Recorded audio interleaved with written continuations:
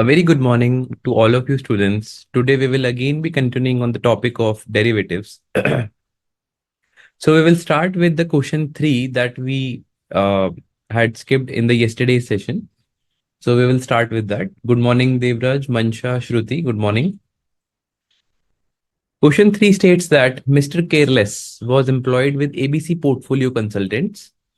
The work profile of Mr. Careless involves advising the clients about taking position, okay, in the futures market to obtain hedge in the position that they are holding.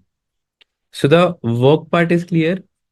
The work part is what? That Mr. Careless will advise about what position to be taken, whether long or short, and for what amount, so that it actually hedges the position that they're already holding. Mr. Triple Z, their regular client, purchased 1 lakh shares of X Inc. He has already purchased 1 lakh shares of X Inc. at a price of $22 and sold 50,000 shares of APLC for $40 each, having a beta 2. Okay. They're having a beta 2 and some shares they have purchased and some shares they have sold. Good morning, Shailesh. Okay. Mr. Careless advised Mr. Triple Z to take short position in index futures trading at $1,000 each contract. Okay. So can we actually put down this information in a proper way so that we are able to memorize it? So first of all, X Inc. This is from Triple Z's point of view. X Inc. The shares purchased are 1 lakh at the rate of $22. Then another 50,000 share. This is actually long position. Okay. Then we are talking about a short position in APLC, 50,000 shares at the rate $40 each. Okay. Then short position has been advised for $1,000 each contract. Number of contracts we don't know. This is on index futures. Okay.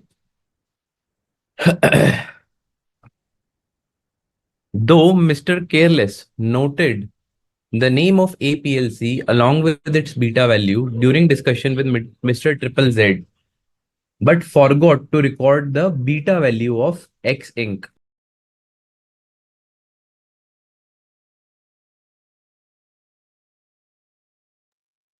On next day, Mr. Triple Z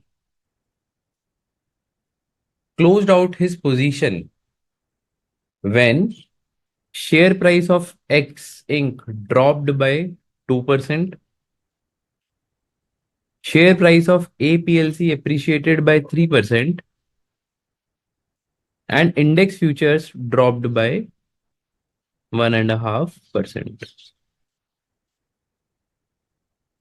Okay. So now what they're trying to say is that Mr. Careless has done a very big mistake. Mr. Careless has not noted the beta value of X Inc. Okay. Mr. Triple Z informed Mr. Careless that he has made a loss of dollars 1,14,500 due to the position taken. Now, Mr. Triple Z is actually annoyed at Mr. Careless that after taking your position, I have suffered a loss of $1,14,500. Since record of Mr. Careless was incomplete, he approached you to help him to find the number of contract of future contracts. He advised Mr. Triple Z to be short to obtain a complete hedge and beta of X Inc. So students, in the question, have we given beta of X Inc? No. So beta is needed and number of contracts is also needed. Okay,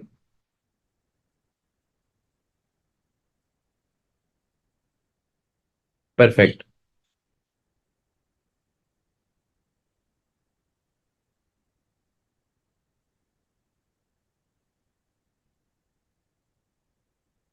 Okay, perfect. So, solution. Yes, student. Solution wise, let the number of contracts in index future that he has advised be X, because see, we have to assume some number and then put it in the equation and arrive at the value. Okay. But the question is clear, right? Let the number of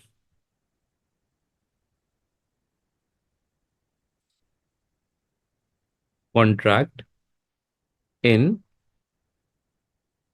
index future be Y and beta of X inc be X. Okay. So if beta of X inc is X and the number of contracts for index futures that he has suggested to be short is Y, then we can form this equation. So 1 lakh is the number of share for X inc, right? Multiplied by 22 is the per share price multiplied by X is the beta value, correct? Minus 50,000 is the short shares of APLC into $40 is the price into 2 beta, correct? Whole divided by 1000, because 1000 is the contract size of futures, is equal to minus Y. The reason we have put minus Y is because we are saying that Y will be short, right? The index futures are short. So to indicate the short position, negative sign is taken. Negative sign before Y is taken to indicate short position.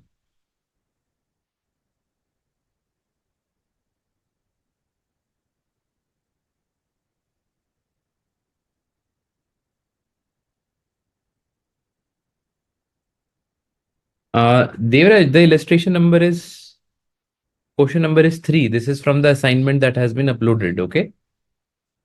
Good morning, Viraj.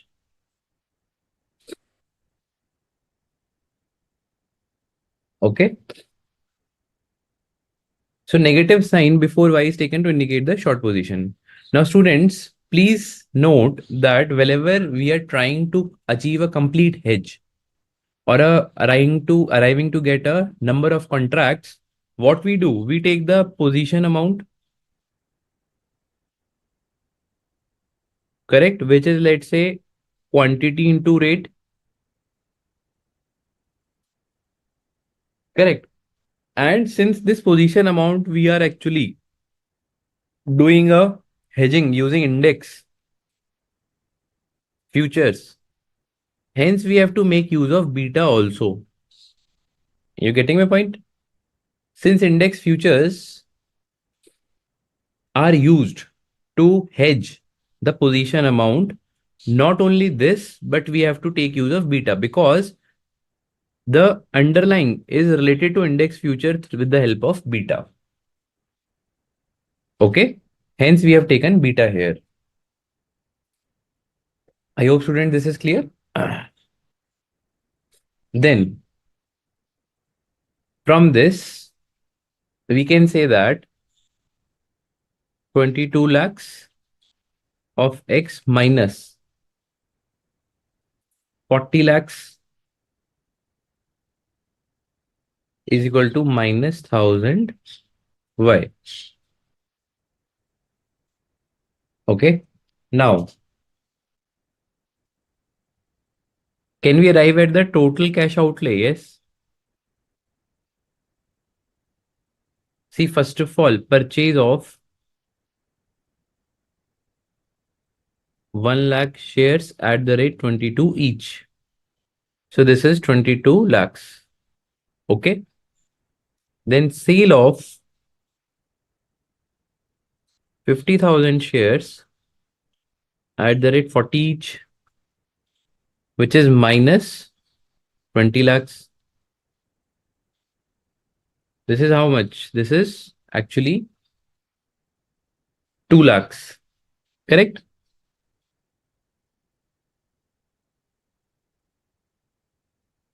And finally, short position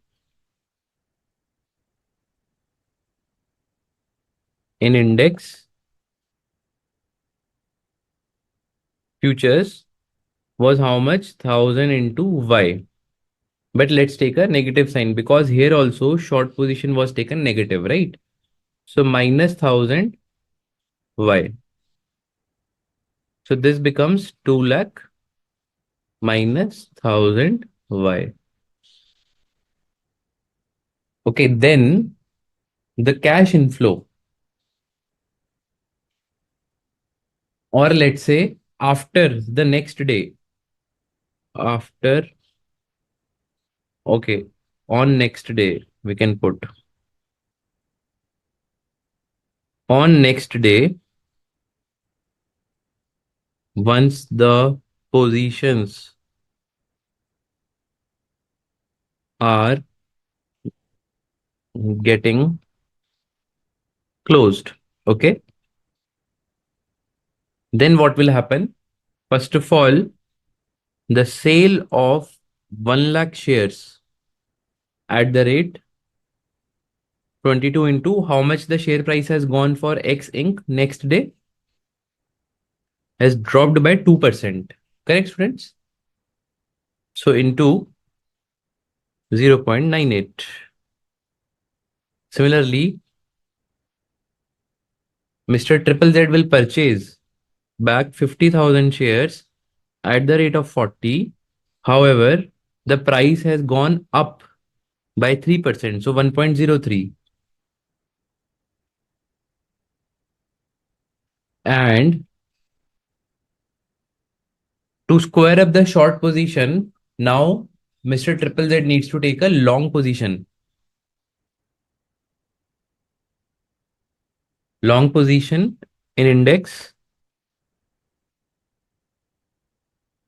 that will be how much? 1000 into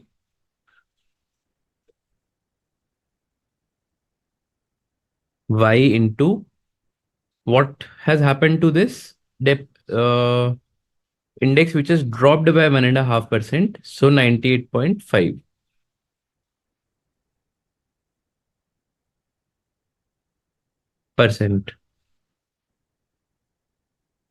Okay, so sale will give us how much? 21,56,000. Here the purchase will give how much? For here purchase, I am putting a negative sign. Okay, 20 lakh 60,000. Then here it will be minus 985 Y. Again, I am putting a negative for all the long position. And for the short position have been taken as positive. Okay. Then the total amount becomes 96,000 minus 985 Y. Good morning, Tanisha, Namrita. Good morning.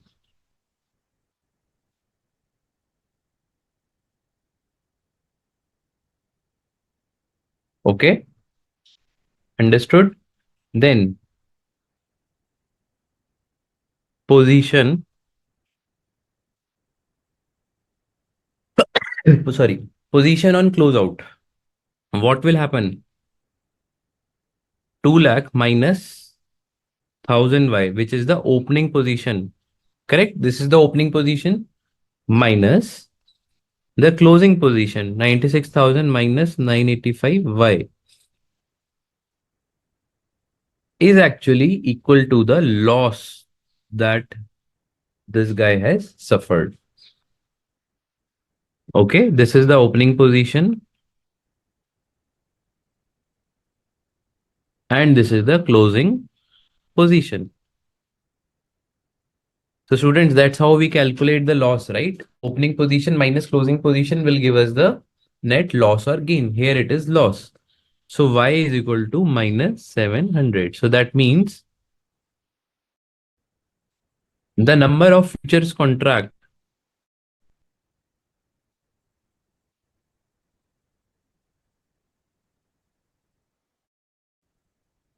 to be short sold have been short sold. Sorry, here we are doing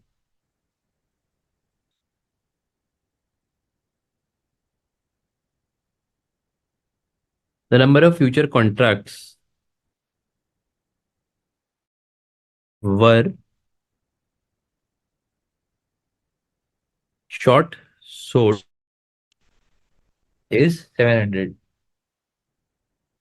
Correct?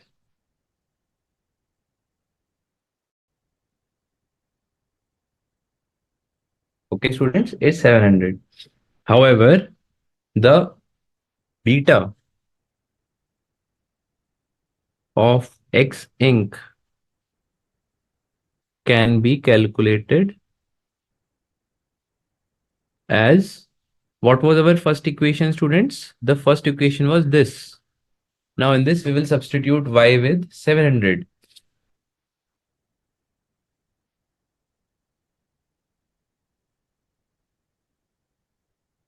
So 22 lakhs.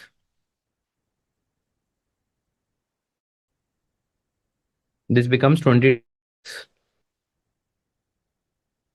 of X minus 40 lakhs is equal to minus 1000 into 700. So if it's here, it becomes 1.5.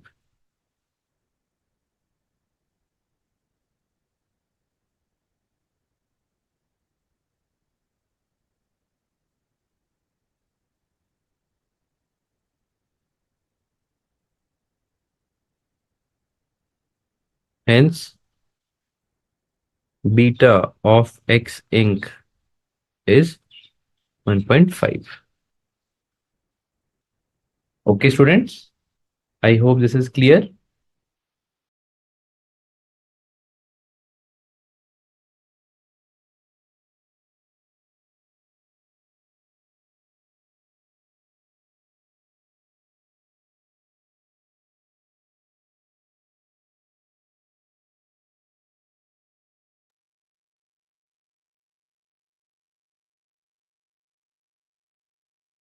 Yes, Tanisha, perfect. Shruti is asking in first equation why not minus 1000 y is done along with x. And okay, so you can do that also. You can do that as well. Instead of putting minus 1000 in denominator, you can put here as well. That's okay. Okay. Okay, Namrata, I will do that. So I hope this is, first of all, this is okay, clear. Then we can move again so that just explain this question. So this question was actually based on the reverse calculation. Okay. What has happened is till now we have been calculating everything, putting into the, calculations, let's say the short position, long position and arriving at the number of contracts. Here, the loss was given already. Since the loss was given, hence, we have to actually do the calculations in a reverse manner. So what was the calculations? First of all, we had an open position, we had a closing position. But in the open position, we didn't knew how many index futures were short. So that we assumed to be Y. And similarly, in the closing position, again, since we didn't had the opening number of index futures, again, we used a comparative on Y. Then we equated it and basically we equated it to the loss of 1,14,000 and arrived at those calculations. Okay. So Shruti, sir, while long position is taken for index and if long is taken by negative sign, cause the sign. Okay, I'll tell you, Shruti. Wait. See, in the open, first of all, this is the open position. Okay. This is the opening position. I mean to say that means day zero position. Okay, on day zero, whatever you purchased is positive and whatever you sold is negative. Okay, so the short position is negative here also and here also. Long position is positive here also. However, when you will close down these positions on the next day, okay, then there are two ways to do it. If you say, okay, sir, you take this negative, this positive, and this positive, then I will say that, okay, then in that case, you take this as positive. You're getting my point? I hope that point is clear, Shruti. But since below I have taken negative here, okay, so automatically it becomes this negative, this negative, and this negative becomes positive. This negative and this negative also becomes positive, and this negative and this positive becomes negative. Okay, Shruti? I hope this is clear.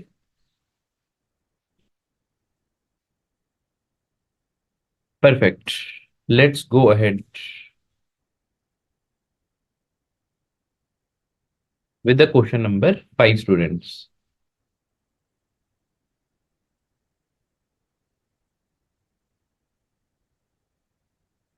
So, students, question number 5 states that the portfolio composition of Mr. X is given below.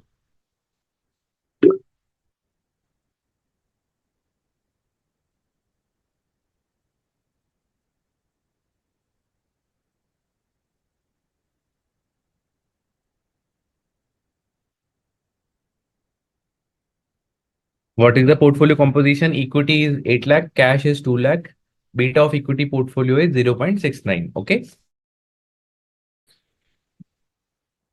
Then the current index future value is 930 with multiple of 200. Okay. That means the current NSE index, the market index is at 930 and multiple 200. The lot size is 200. Okay. Then if Mr. X wants to achieve an overall portfolio beta of 1.1, how many number of future contracts he should go short? Okay. So students, before this question, let me again take you all through the concept of hedging as we were discussing it yesterday.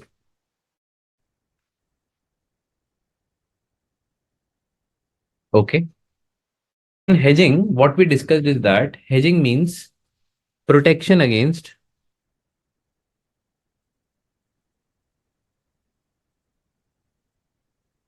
risk that we are already exposed to.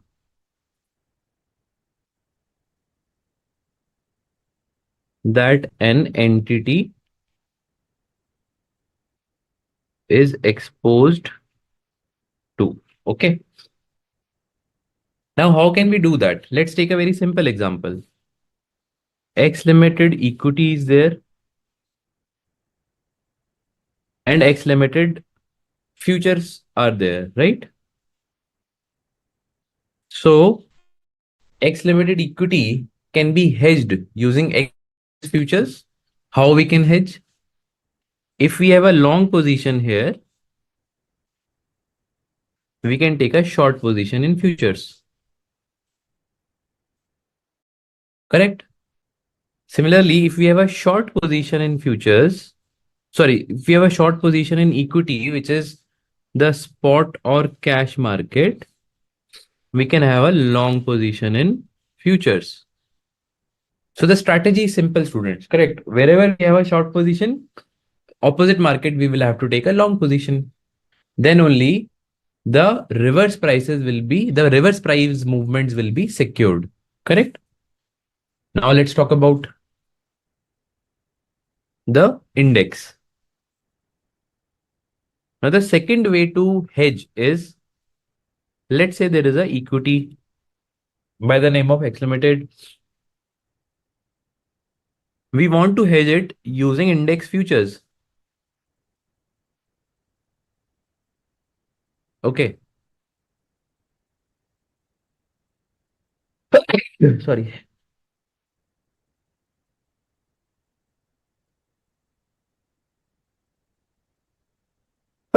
Sorry. So we know that X limited is linked to index future with the beta. Okay. So we should make use of this beta. For example,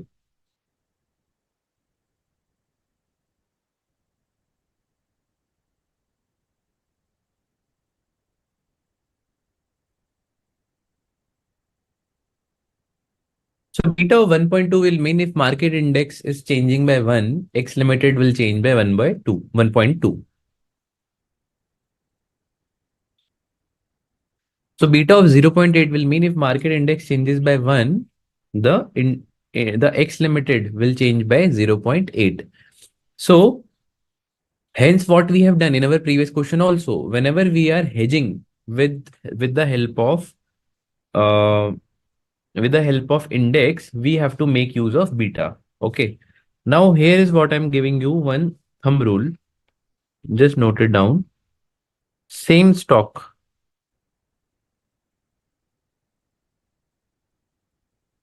And that we're talking about cash and derivative.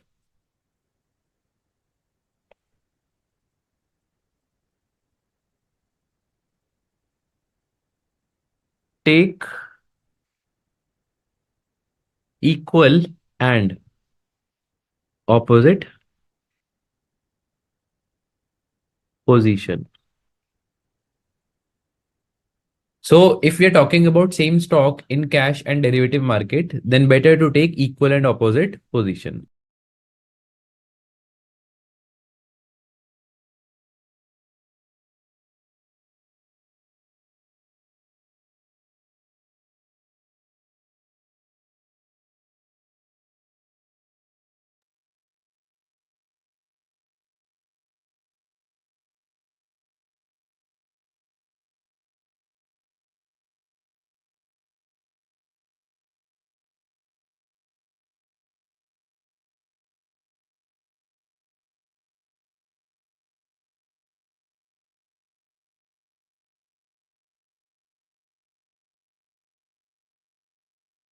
Okay. Then through market index,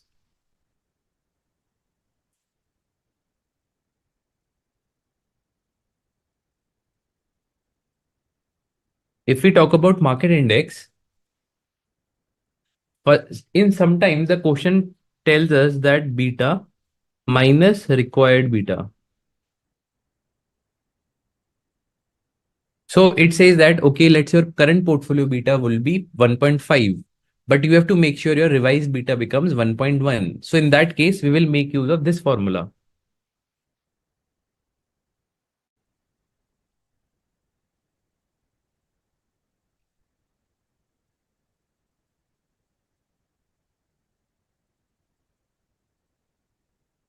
This will tell us what amount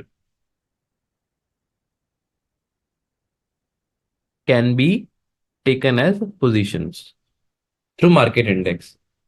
Okay.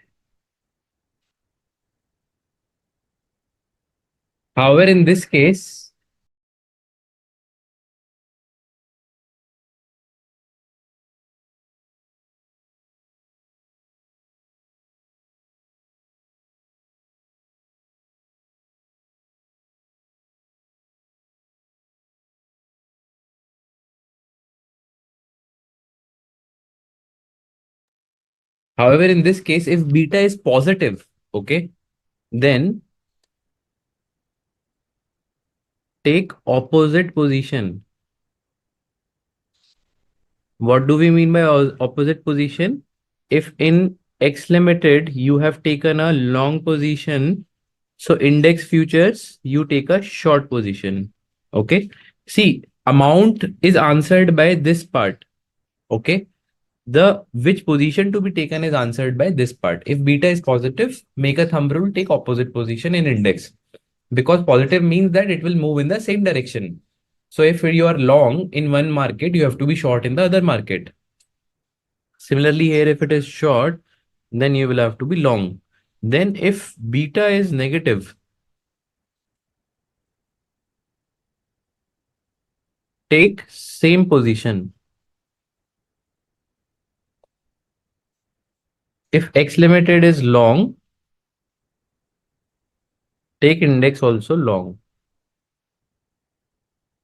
This is also short, also short. I hope this is clear, students. So please focus on this B part, which says that if we already are having some beta and we have to achieve a required beta, then what should be our operation on that?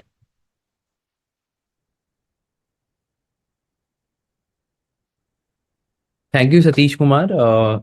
Shruti, sir, like in cash outlay, -1000 is done in equation. Why in first equation minus equating with x and apple length? Why not? It's a long way. You can do that also, Shruti. That is fine. The equation will remain same. If you bring that -1000 y from here to here, from RHS to LHS, still it will be fine. That will give you the same result, Shruti. Just do that.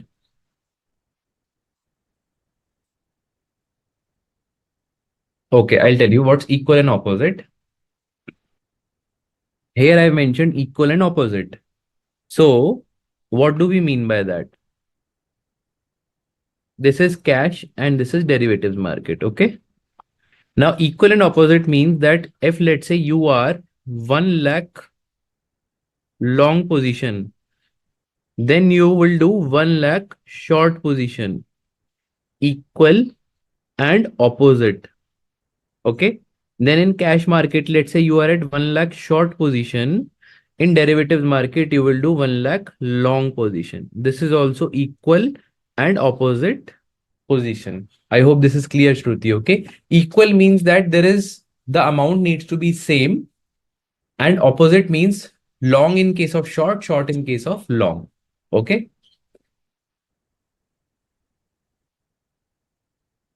Yes, negative means negative only. So this beta is negative, then it will be this. It can be perfectly negative, it cannot be perfectly negative. It just has to be negative. Namrata, point A is now clear. I have explained it again. Point A, this one. This is a point where we are talking about same stock index, same stock futures. X Limited is the company and X Limited is the future. So here, this case, this is the A limit. This is A, this is B. So here A, as I discussed, that if there is an equity and we are hedging it against the futures of that, we have taken a long position, you will take a short position here. We have taken a short position here, you will take a long position here. So this is the opposite position, right? Equal means equal. If you are exposed to 1 lakh, you will also get yourself exposed to 1 lakh here. Okay. Now let's move ahead. Let's come to question number 5 again. Okay.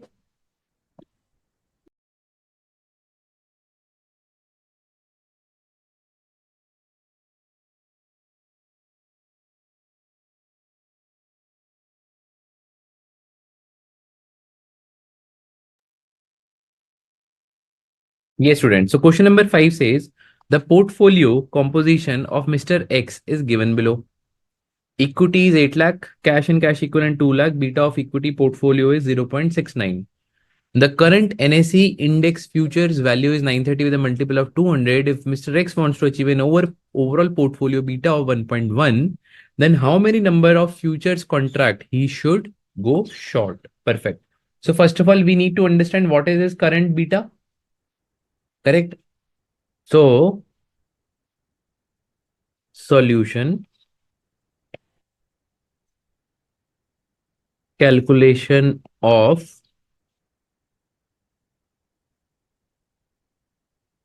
current beta value. Okay. So equity, what is the beta? 8 lakhs into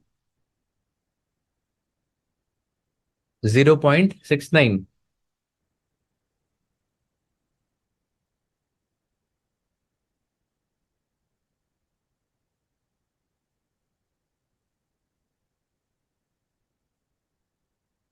Okay.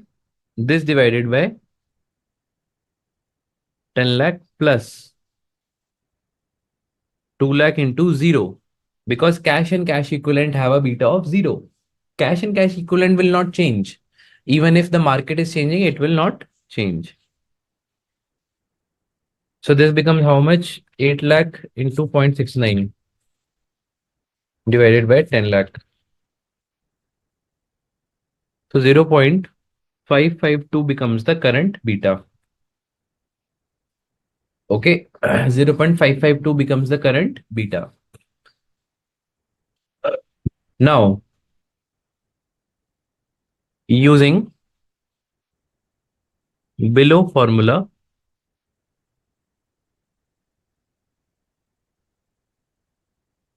we can arrive at the number of futures contract to be short.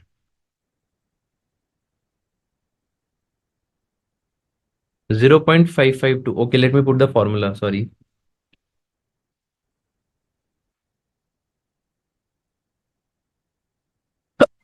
Current beta minus required beta into value.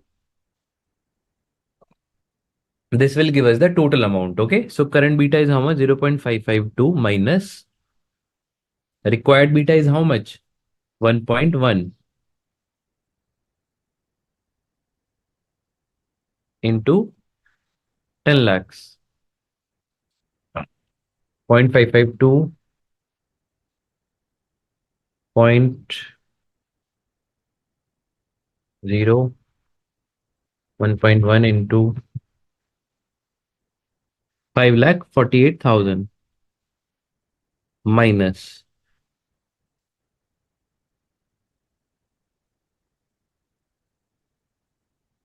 Then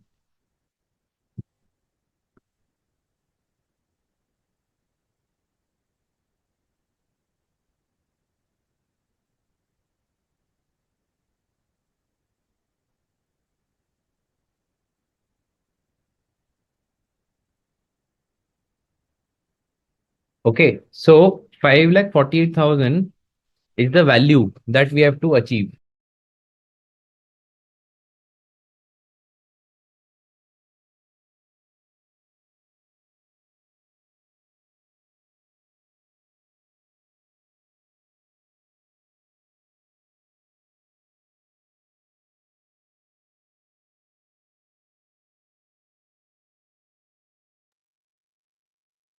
Okay, so this is 5,48,000, hence the number of contracts.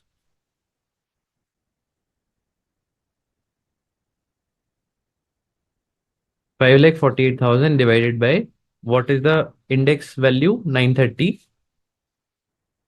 into 200. Correct? Because 200 we are doing because of the lot size.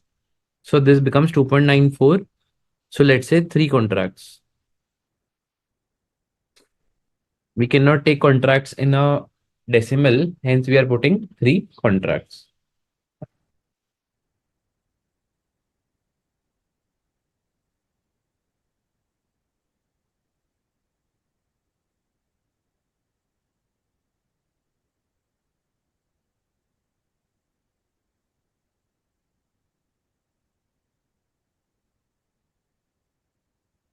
Okay, students.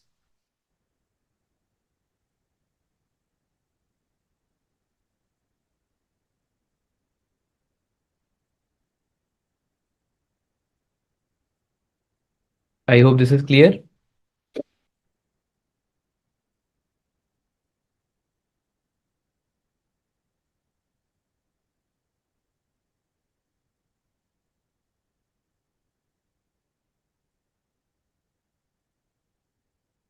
Just a second. There is some query. Let me just go through that.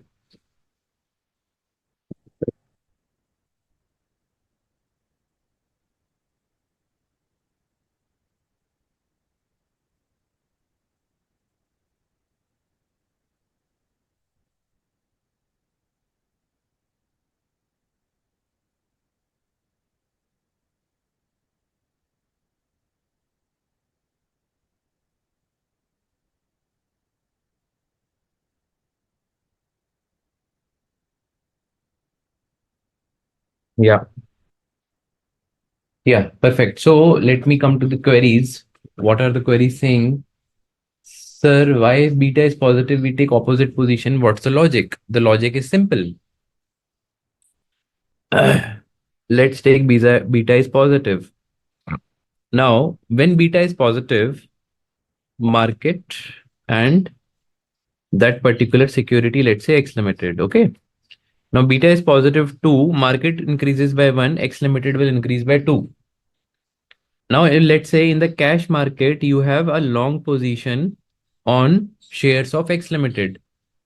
So you are exposed to a risk of downside, correct? Because your X limited share goes down, then you will be in a trouble. So what will happen? So if you have a long position, your downside risk is existing, correct? To achieve this downside risk, can you tell me how will you earn if the prices goes down? By doing a short selling in futures, correct? By doing a short selling in futures. So the moment you do a short sell in futures, whenever the prices goes down, you gain. Got it? So that's the logic.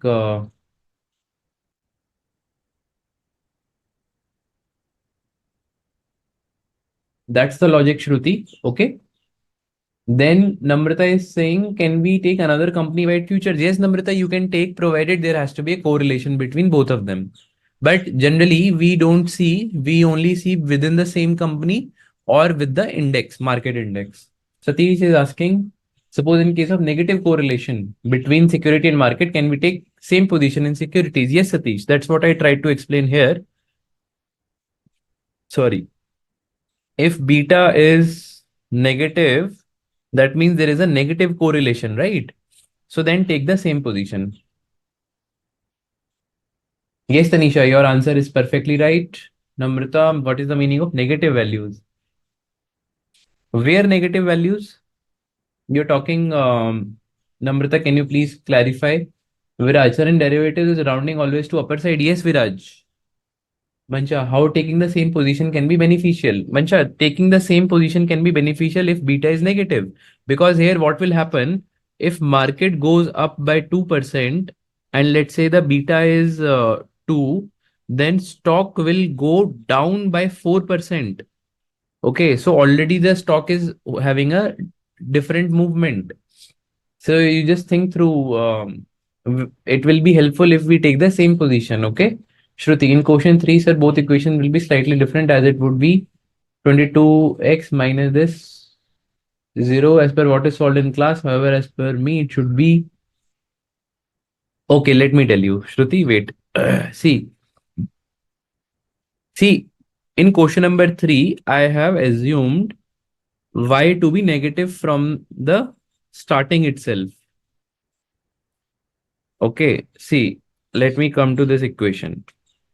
I have assumed this equation to be negative from the starting itself. You can assume it to be positive also. Your answer will remain same.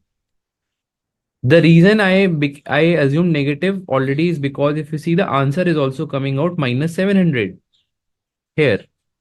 Okay, but while substituting in the equation, I have not substituted minus 700 here. Since I have already took minus, I have ignored this minus again. You're getting my point.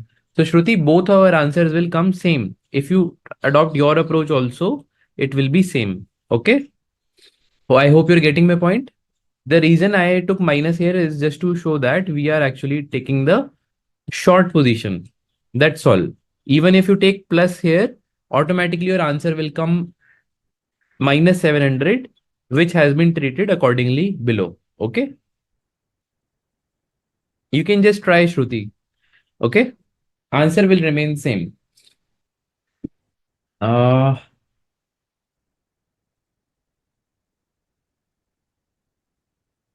Shruti, yes. So this is what was it, Shruti? Okay, Tanisha, yes, by short selling, you're right. Satish, okay. Namrata,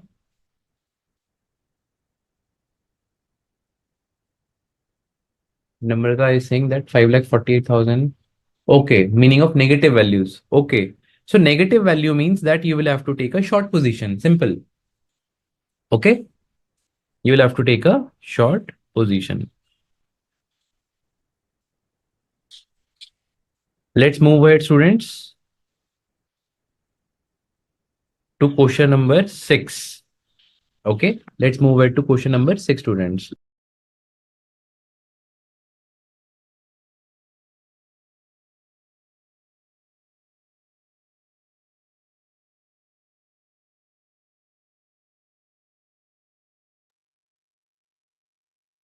Yes, students. So this is actually adapted from the earlier ICAI examination. So this has come in the previous examinations. Okay. So question number 6 is, on January 1, 2018, an investor has a portfolio of 5 shares as given below. What are they? A, B, C, D, E, and their prices are given, number of shares are given, and beta is also given. The cost of capital to the investor is 10.5% per annum. You're required to calculate the beta of his portfolio, the theoretical value of Nifty futures for February 2018, the number of contracts of Nifty the investor needs to sell to get a full hedge until February for his portfolio. The current value of Nifty is 5,900. They've given us the current value of Nifty is how much? 5,900. And they have a minimum trading lot requirements of 200 units. Assume that the futures are trading at their fair value. Okay. The number of future contracts the investor should trade if he desires to reduce his beta of his portfolio to 0.6. This is also simple. Okay. So the question is very simple. It's a very logical question. We will try to attempt it. The number of days in a year to be treated as 365. Okay. Now, students, there is only one catch in this question. Okay. Apart from everything else you know. Okay. You know how to calculate the beta of portfolio. You know how to calculate the theoretical value of a Nifty, which is currently trading at 5,900. Okay. And you also know how many number of contracts to be treated as a long position or short position to arrive at a portfolio beta of 0.6. The only thing you don't know till now, which I have not discussed with you, is the natural log of 1.105. Okay.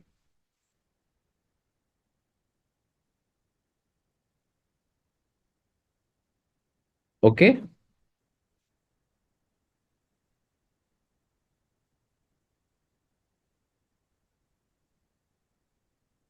Okay, perfect. So the only thing that all of you is not knowing is this. So students, see, there are two ways to solve this. One is that the 10.5 percentage is given as a per annum rate. Okay. This is a per annum rate, but question has not specified this is a continuous compounding rate.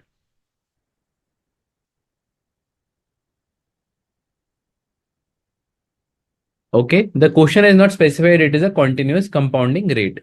If 10.5 is the per annum rate, that means its compounding is also happening 10 like an annually basis. So if you need to convert this into a continuous compounding, you need to take a natural log of 1 plus 10.5%, which is natural log of 1.105. This is given as 0.998, which we also can say that 9.98 percentage is the continuous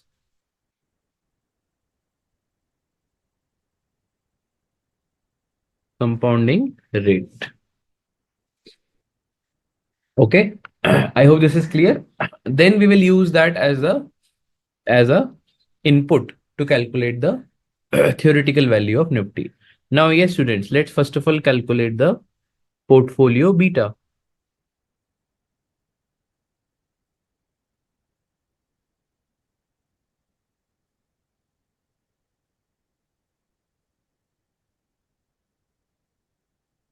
Okay, the calculation of portfolio beta, students. Let's put security,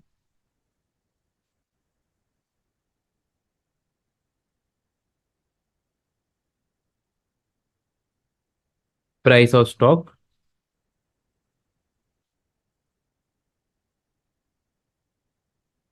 number of shares,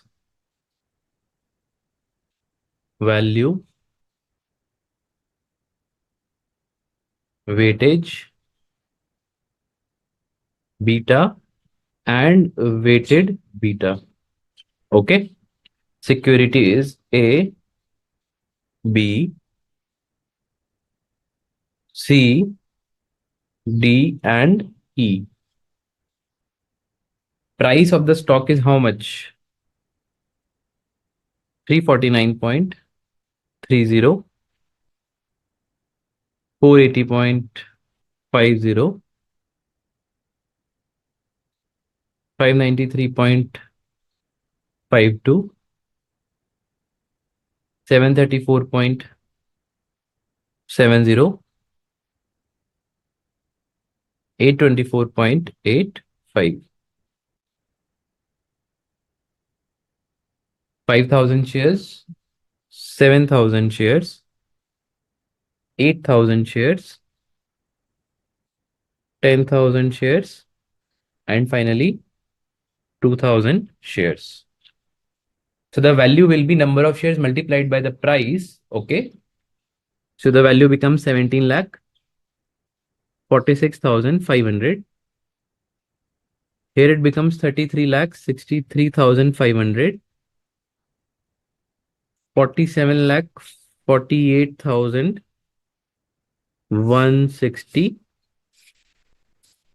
73 lakh 47,000. Then 16 lakh 49,700. Then comes the weightage. Okay. So we have to take a total of value and arrive at the value based weights. 1 crore 88 lakhs 54,860. Okay, students. Now we will arrive at the respective weights from these values.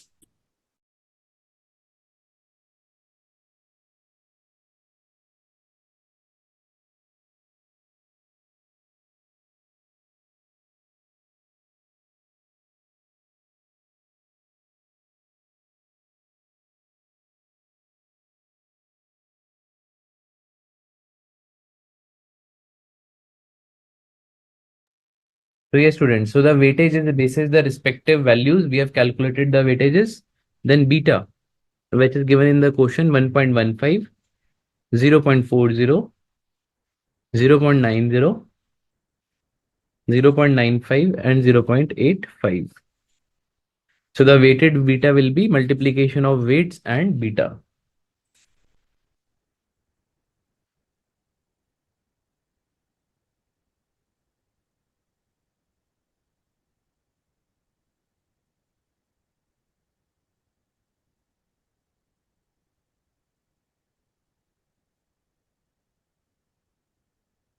And finally 0.074. So the total comes out as 0.849. Tanisha, please check. You have put down the answer. Very good. Viraj, I will repeat that per annum convention now. Okay. In the second part itself, it is getting used. I will repeat that. So the portfolio beta is equal to 0.849.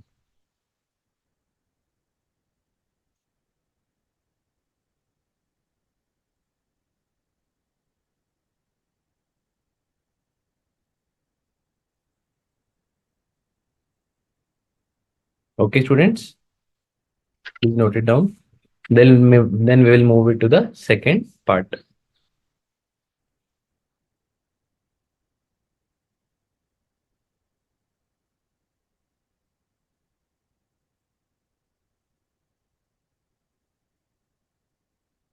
So the second part says that we have to calculate the theoretical value of futures.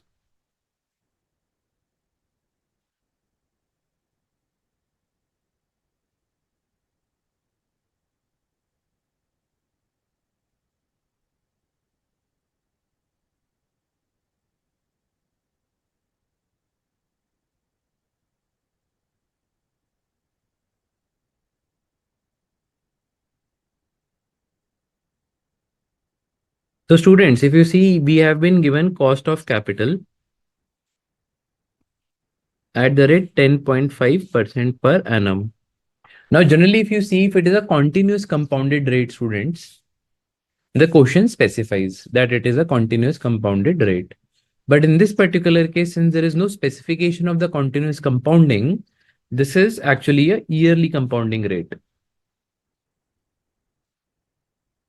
So I hope all of you understand, right, that if the compounding changes from annual to half yearly, let's say to half yearly to quarter or monthly or any other thing, so the rate for the annual effective rate also changes.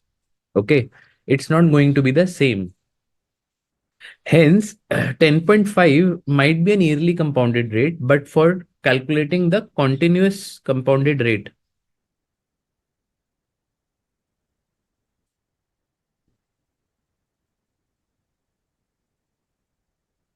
we need to convert it using natural log. So students, E is actually inverse of natural log that you would be knowing, right? So the E specifically is a inversely proportional to natural log. So whatever is the natural log value, the reverse of that will be E's value, or E's value will be reverse of natural log's value, whatever you can say. So 10.5 percentage can be calculated. So if we take a natural log of 1 plus 10.5 percentage, we will arrive at the value, which will be a continuous compounded rate, which is 9.98 percentage. That is also given in the question, this conversion. Okay. Just keep these things in mind. Simple. Then for we are at what stage currently? February 2018. We are standing on January 1, 2018. So January 31 days and then February number of days will give us the total.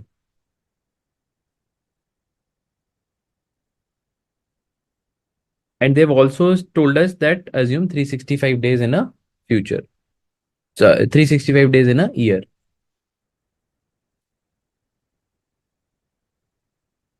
Okay.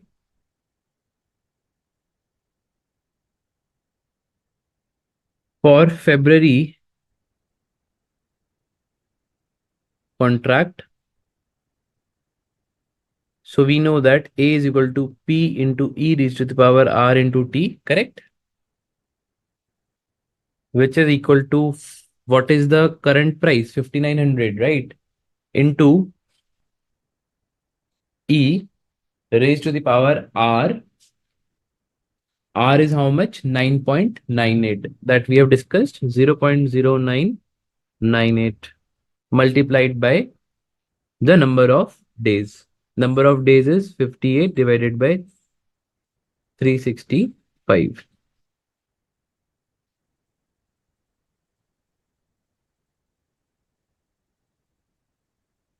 Yes, Tanisha, perfect.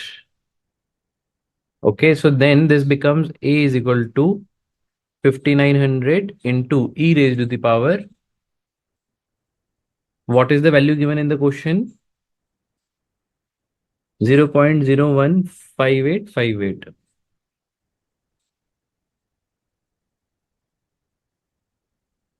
Which is actually 5,900 into, now this is given in the question, right? What is that value? 1.01598. So hence A's value becomes 599.428.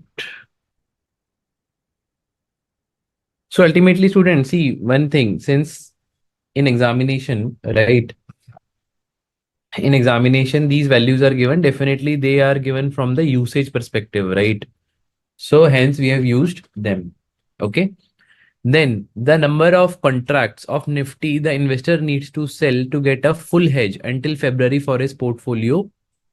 If the current value of the Nifty is 1,500, the Nifty futures have a minimum trading lot requirement of 200. And assume that the futures are trading at their fair value. What is their fair value? We just now computed this much. So third part,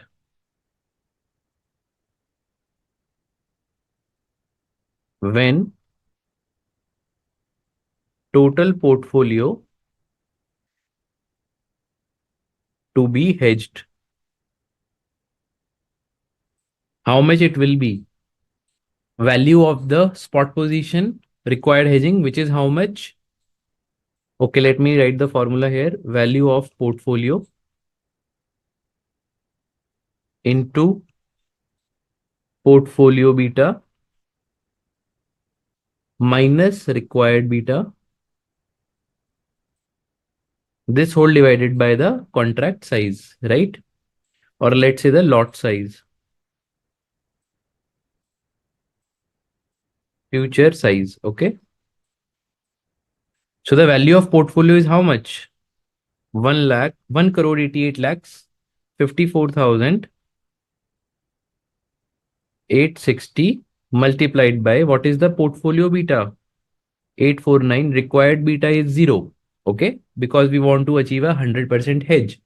What is the value of a future contract? Instead of lot size, I'm putting a value of a future contract that will cover both.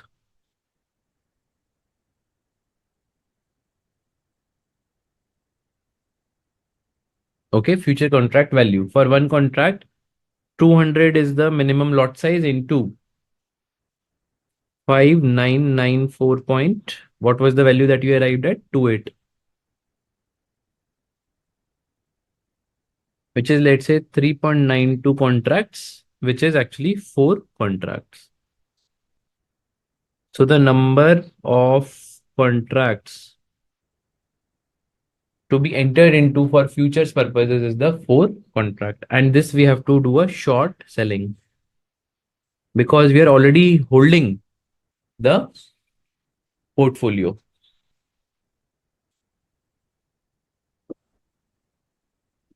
Continuous compounding, Namrata, is actually the rate of 10.5 is an annual compounded rate. Okay. Now that rate will not be equal to the continuous compounded rate, because continuous compounded rate means that every moment the compounding is happening. So that means at an infinity level, the compounding is happening. To arrive at that, we have used the natural log. Okay. Lastly, in the fourth part, now they're asking us that we don't have to reduce portfolio beta to 0, but we have to make it to 0.6. So then when portfolio beta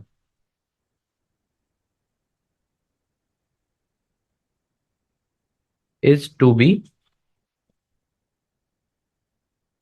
reduced to 0.60, then number of contracts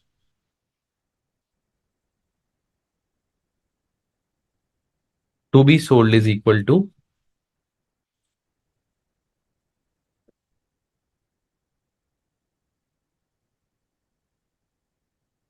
1 crore 88 lakh 54,860. Current portfolio beta is equal to 0.849 minus required portfolio beta is equal to 0.60 divided by 5994.28 into 200.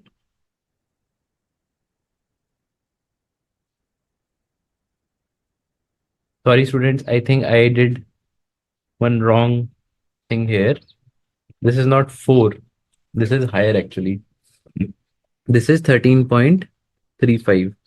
This is actually 14 contracts, which we can say 13 or 14, whatever you want to say as per their again further risk appetite. Okay, then here it becomes. Student, please note there is one change actually. I mistakenly mentioned there as 3.92. However, it is 13.35 for the third part. And for the fourth part, it is 3.92. Namrata is saying why we take as denominator. because this is the fair value of the future, which future is also trading at that value, and we will be entering at this value itself. Okay. So this is the value of one future contract. Hence, the number of contracts will be 3.92. Okay, students, let's move ahead to question number 7.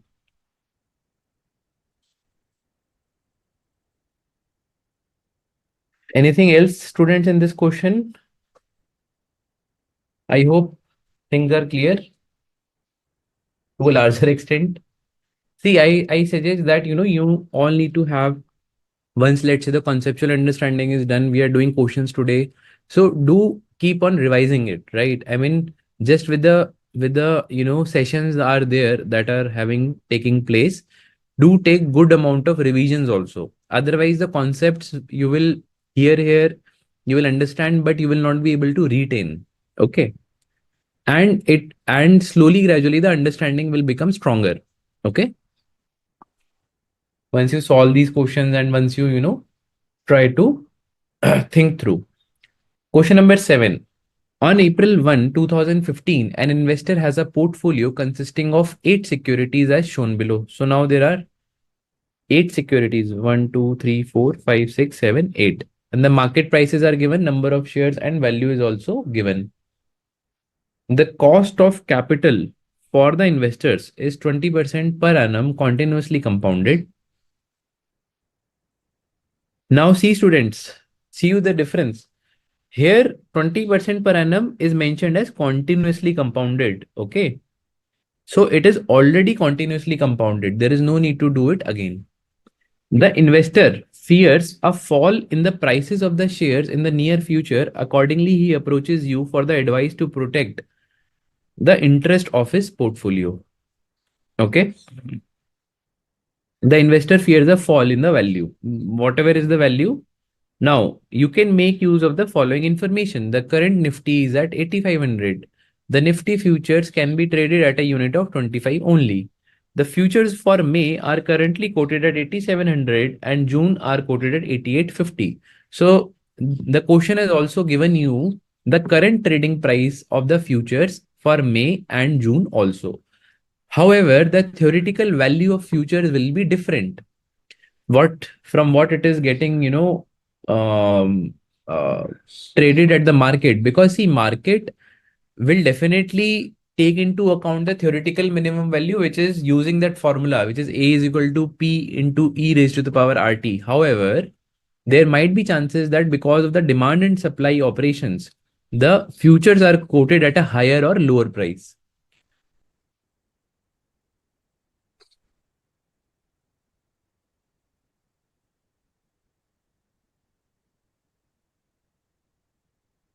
Namrata, as so we will take an advice from see Ashish sir also, but however, if E is not given how to calculate, we will take it an advice from him. Okay. Mansha, why did we take continuous compounding in this question? So because the quotient itself, the value itself specifies e raised to the power something. If you are not taking continuous compounding also, then it is also fine. Okay. However, the quotient had indicated the natural log also of 1.105, and hence the e is also given. So the quotient wants us to use the continuous compounding. Hence, we have taken that. You are required to calculate the beta of his portfolio. Can we do that? Yes. Very easy and very simple.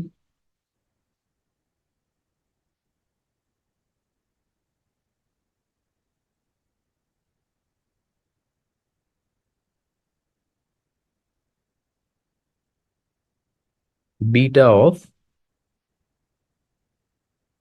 portfolio. Okay.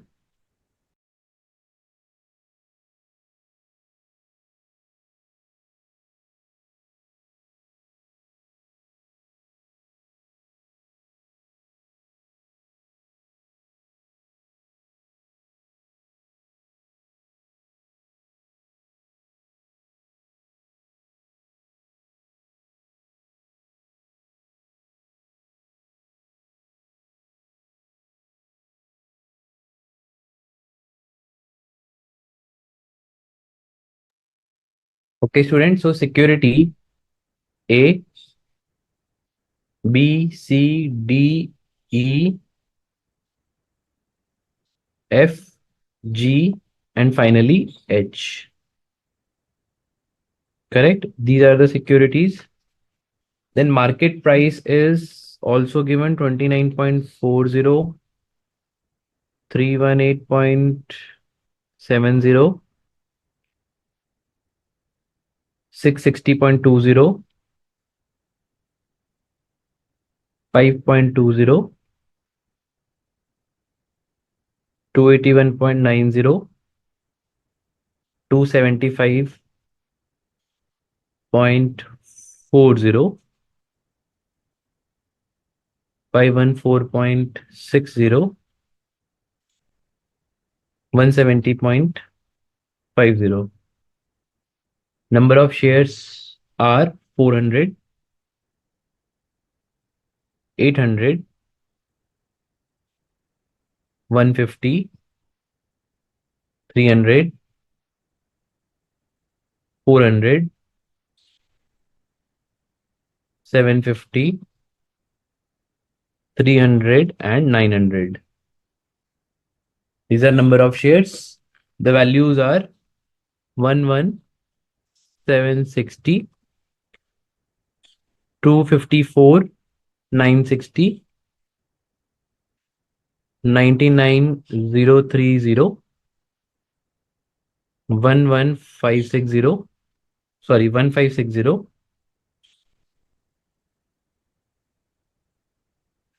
1,12,760,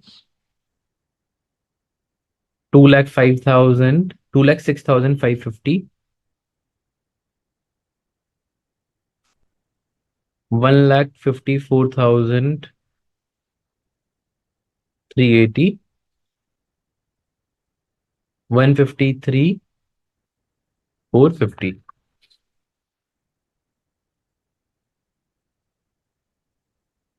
Beta. And the beta will be 0.59, 1.32, 0.87, 0.35, 1.16, 1.24, 1.05, 0.76. Value of value into beta will be, so the total of values here is actually 99,4450. Okay. So value into beta we will just do, and then we will take a total and do the division. Okay. 6938.40, 336,547, 861.56,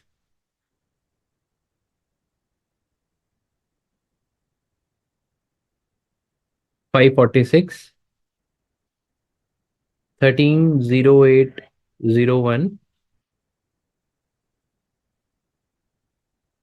256, 122, 162099, 116, 622. So the total here comes out as 109,5832.30.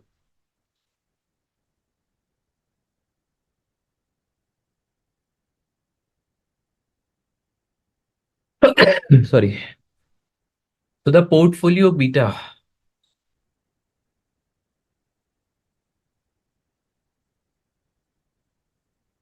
will be 109,5832.30 divided by 99,4450, which is actually 1.102. This is the portfolio beta. Okay, students. So the portfolio beta becomes 1.102. Okay. Now the next part, it is asking us to calculate the theoretical value for contracts expiring in May and June. So for this,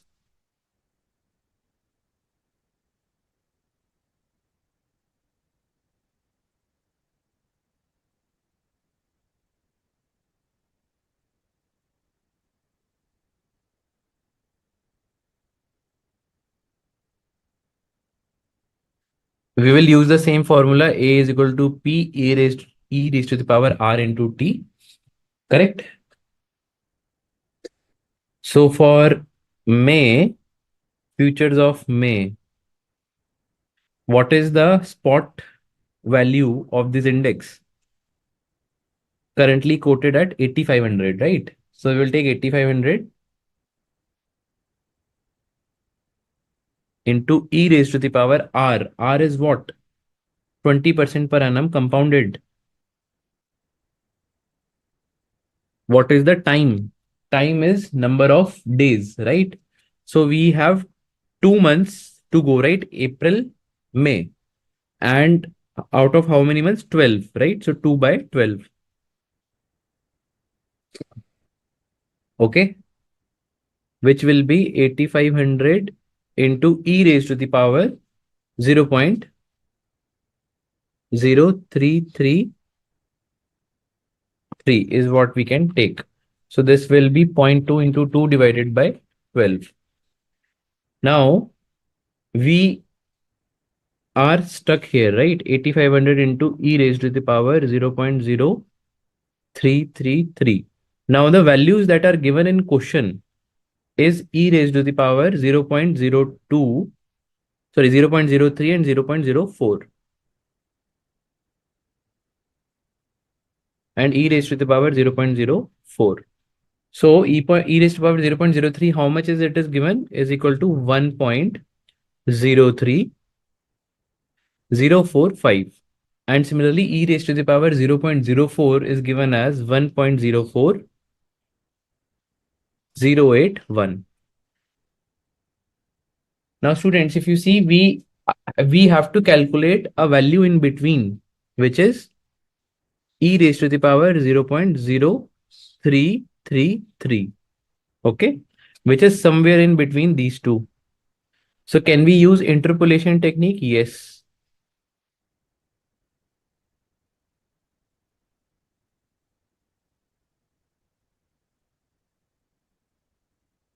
So we know that for every 0.01 e raised to the power 0, for every 0.01, what is the difference?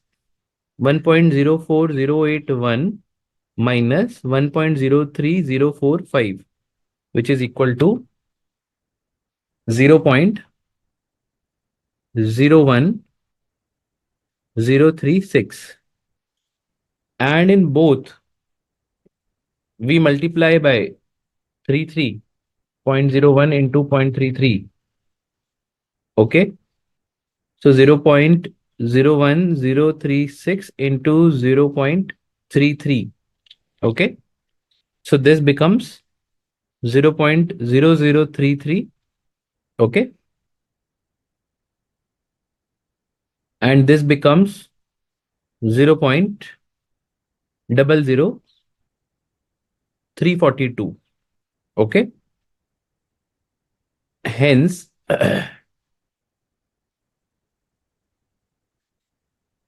the e raised to the power 0.03 plus 0.0033, okay, is equal to,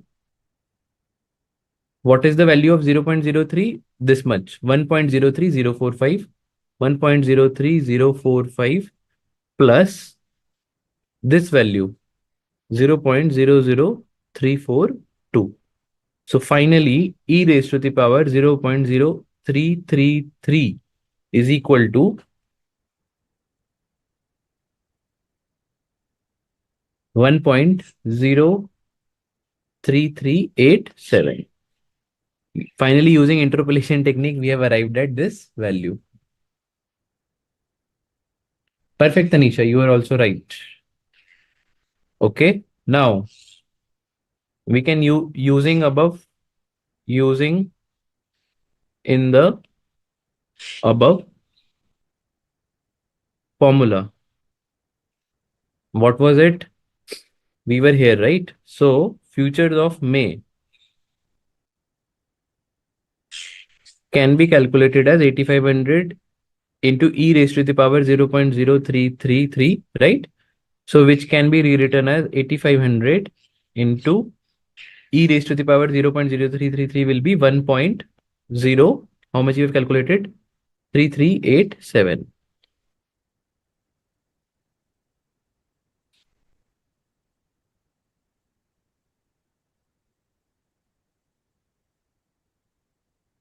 So it comes as 8788. So futures of May, their fair value is this much. Now futures of June, the fair value will be 8500 into e raised to the power 0.20 is R and period is 3 by 12. Okay, so it becomes 8500 into e raised to the power 0.20 into 3 by 12. 0 0.2 into 3 divided by 12. So which is equal to 8500 into e raised to the power 0.05. Now I think this is straight away given in the question. E raised to the power 0.05. This is how much? This much. 1.05127.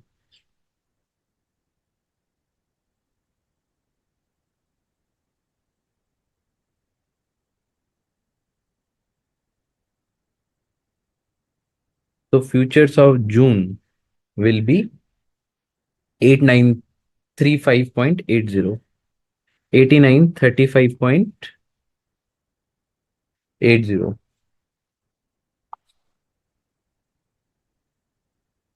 Tanisha, we will actually check this point again with uh see Ashish sir, okay? Because he will be the best person to guide us on this. Yes, Manshad, your answer is correct. Now, the next part of the question is the number of Nifty contracts that he would have to sell if he desires to hedge until June. So first of all, you leave behind May. Okay, we are talking about June. In each of the following cases, his total portfolio 50% and 120%. This is absolutely easy, right?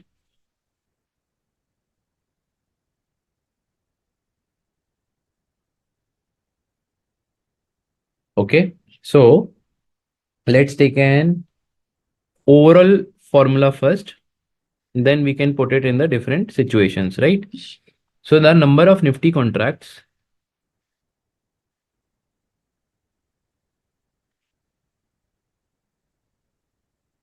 to be sold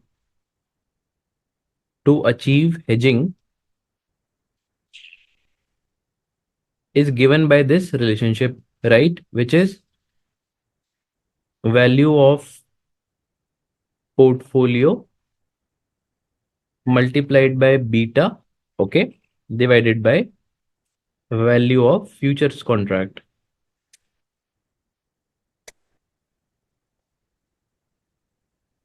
So in the A part, the 100% value of the portfolio is going to be hedged. So total portfolio, this is going to be hedged at 99, 44.55 into beta is how much? 1.102 divided by. Now students, here is the catch. Value of one futures contract will be the futures trading in the market.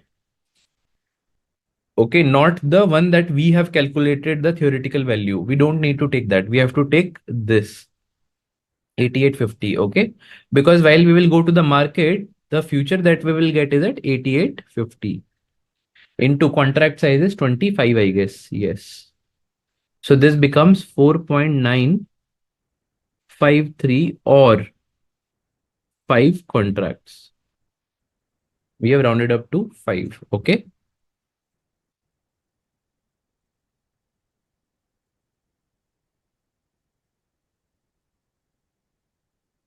Yes, Tanisha, that's what. We will check with the sir only on this. Okay. Your point is valid, Tanisha, but see, somewhere, 0.03 and 0.03333 will have a 30% variation, right? So, I mean, both ways should be okay, but let us take a final decision from sir today's in the sir session, okay?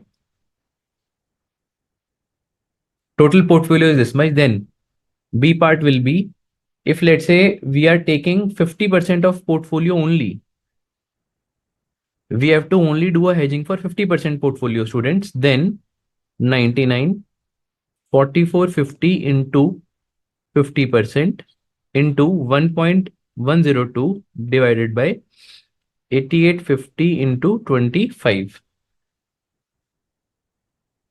2.47 contracts or 3 contracts.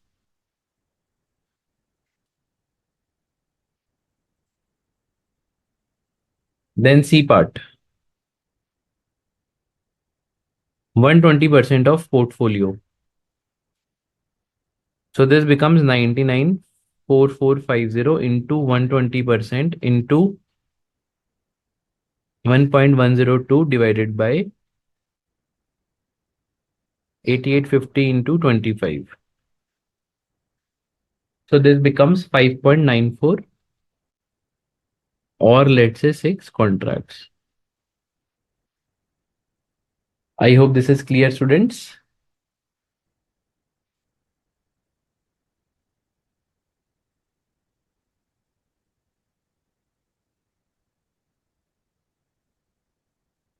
Easy and understood. See, once you need to understand how and what the question is asking, then accordingly, it's just a game of putting those numbers into the sets and getting the values. That's all. Overall, I think it was easy. So, students, we are done with almost all the questions. Only two questions are left, which we will cover up after our 10 minutes break. Post that, we will start our discussion on options because the concepts on options needs to be started. Then we will wrap it up. Then in the next sessions, we will again cover up the questions for those options. Okay. So let's take a 10 minutes break, students. Okay. Let's again come back at 8:39. Okay. Thank you.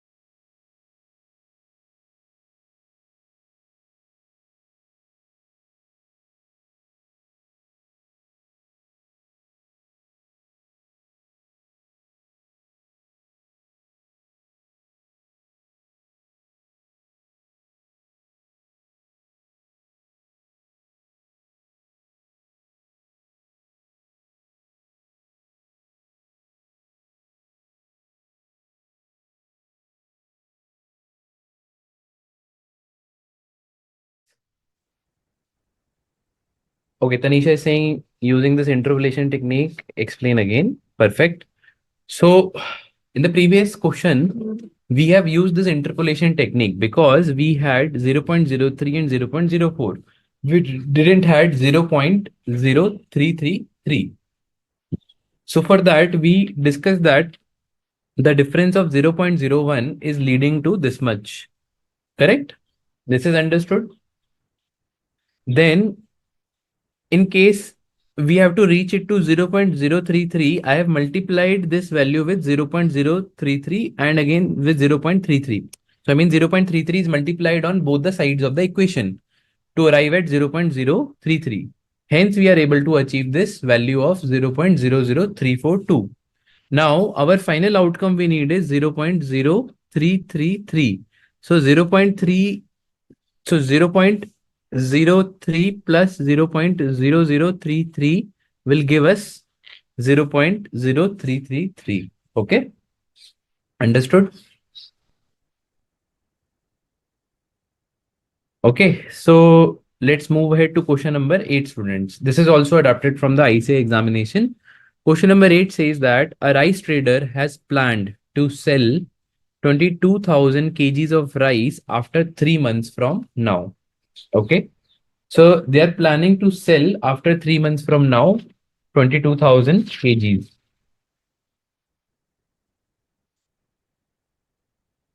The spot price of the rice is rupees 60 per kg, and 3 months future on the same is trading at 59 per kg. So students, if you see 3 months kg is trading at a lower value.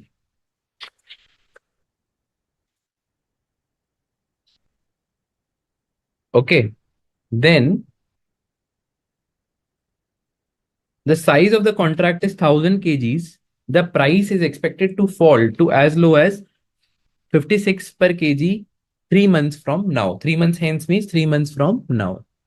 What the trader can do to mitigate its risk of reduced profit?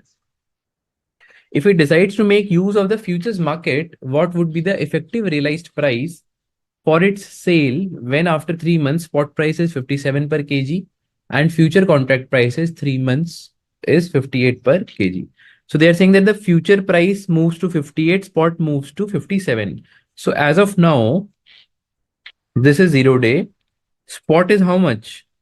60 per kg. Future is how much? 59 per kg. So actually what has happened after 3 months? Spot has moved to 57 per kg and future has moved to 58 per kg. Correct? This is what is given in the question. Now they're asking us to calculate what? What will be the effective realized price for its sale? So students, first of all, this is actually this question is asking us to calculate the effective realized price. It's not asking us to calculate the net gain or loss on this future. Okay. So let's start. First of all, that what is the risk that this trader is exposed to? The risk of price going down. If he's exposed to the risk of price going down, what this rice trader should do? He should actually do a short sell of rice futures. Okay. Trader need to short sell, or we can say trader need to take a short position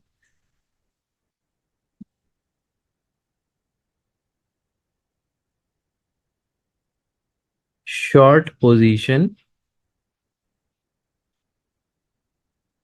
on rice futures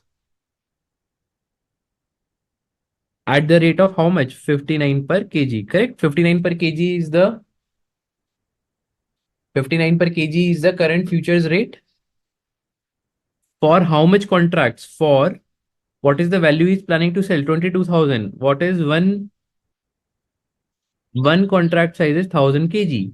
So for 22,000 kg divided by 1000 kg, that means 22 contracts. He he or she needs to short sell. Then after 3 months,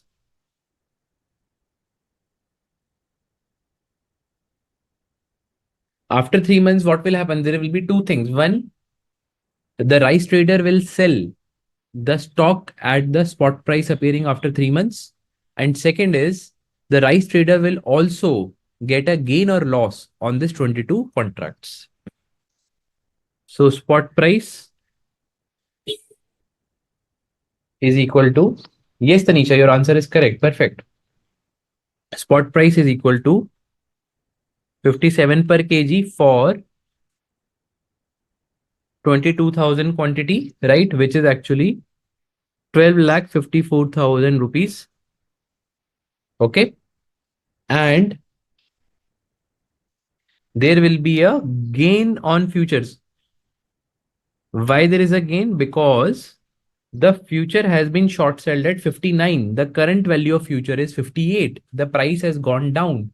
If rice trader has short sold the futures contract, the rice trader will gain. 59 minus 58 into 22 contracts for 1000 kgs. Correct? So this becomes 22,000. So this gain will be added up in the spot price that he realized, right? So in totality, the rice trader will realize 12,76,000. So the effective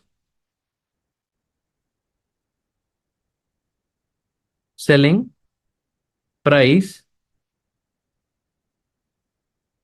realized is equal to 12,76,000 divided by 22,000, which is 58 per kg, students. Okay. Perfect, Tanisha. Yes. So had this rice trader not came into the futures, the rice trader would have been exposed to the risk, and hence this 1 rupee extra that has been got through this exercise would have not been taken. Okay. So this is the hedging. So this is the risk hedged by another rupee 1. Okay.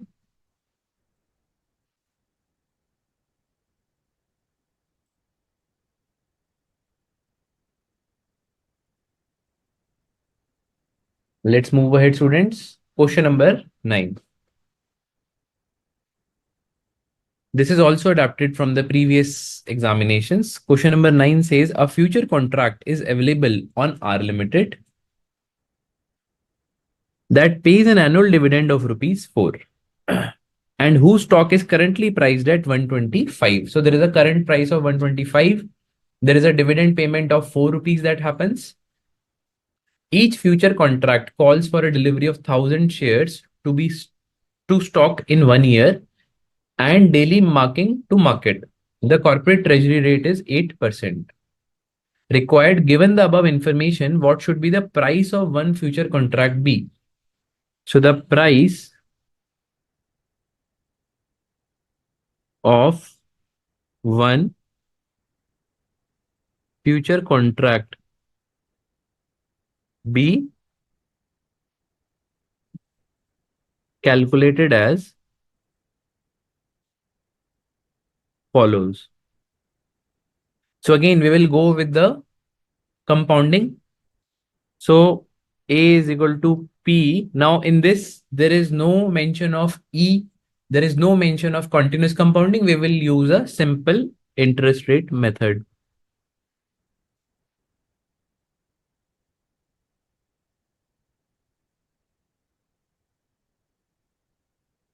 One plus R percentage minus dividend.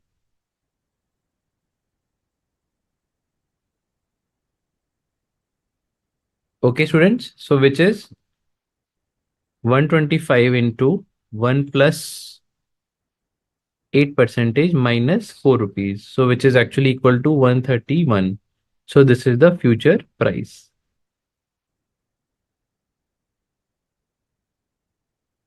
Okay. Then the second part of the question is if the company stock price decreases by 6%, what will be the prices of one futures contract?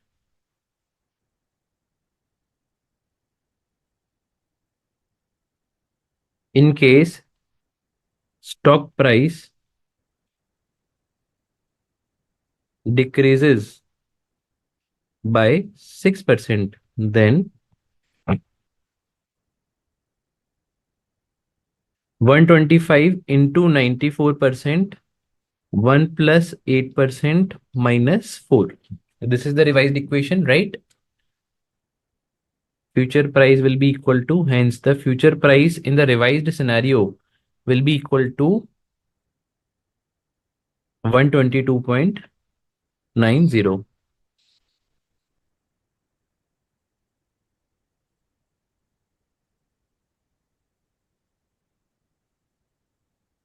And one more thing, students, actually the question is asking the price of one futures contract. So one future contract will be 1,31,000. We will have to multiply it by the number of contract size so that this becomes a future contract in totality. Okay. This we will have to remember.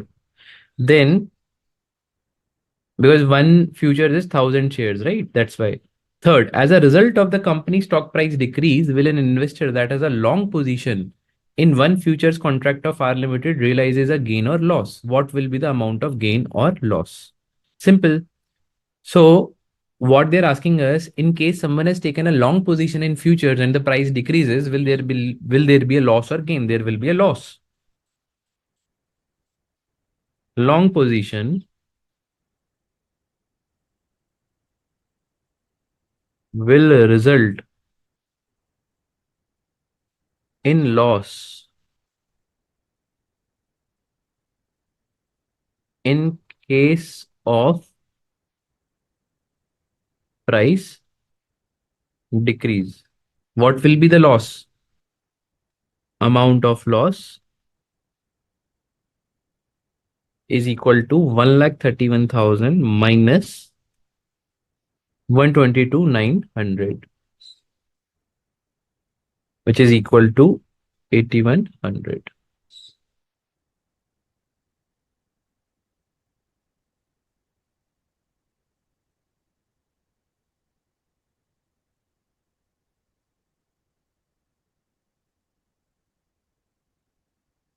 Okay, students, I hope this is clear.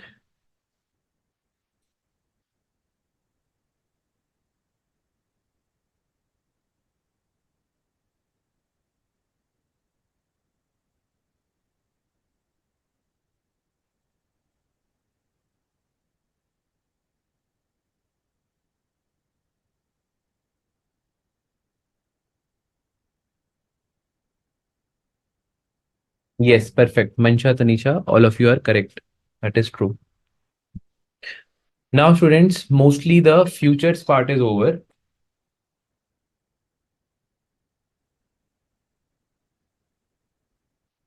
Only one thing is left in futures, okay, from my side, which we will discuss quickly and then we will move to options.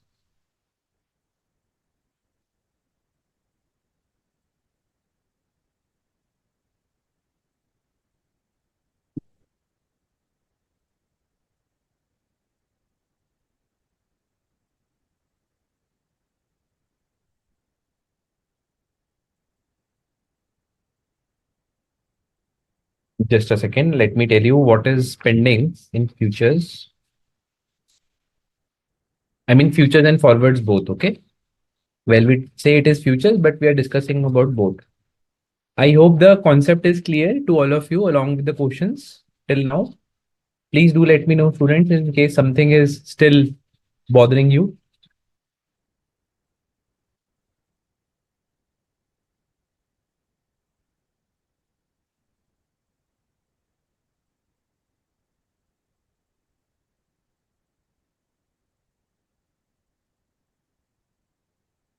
Okay, so students, there is one more thing that I wanted to discuss with you. In the previous, so let's say in this question, let us quickly note down 8,700, 8,850. Uh,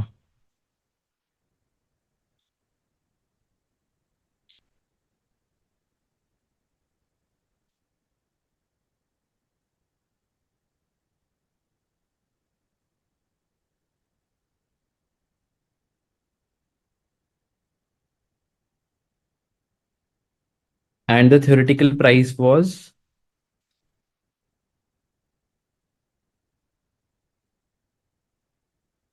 8788 and 8935.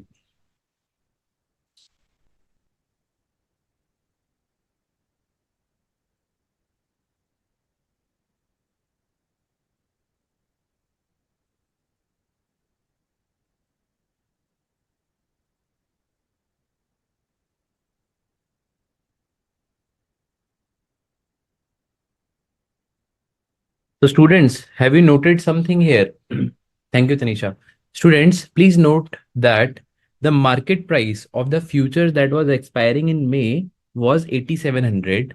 However, the theoretical price as per the calculation was 8788. Okay. That means the forwards in the market are underpriced. Correct? In the market, the future in the market is underpriced here. Correct? Can I say that?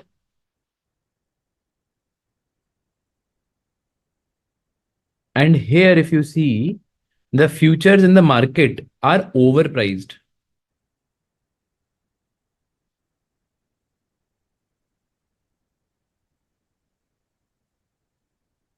Correct? In this case, the futures of the market are overpriced because in market, the futures are traded at 8850. However, the calculation says that it is only 8735. So students, I need to ask you what we need to do in case something is overpriced. What is our strategy in case something is overpriced? So should we sell it? Should we buy it or should we hold it?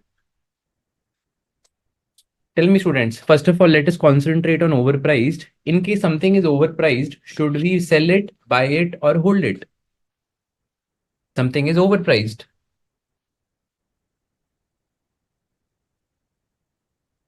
Let's say there is a share that is overpriced. What will you do with that share?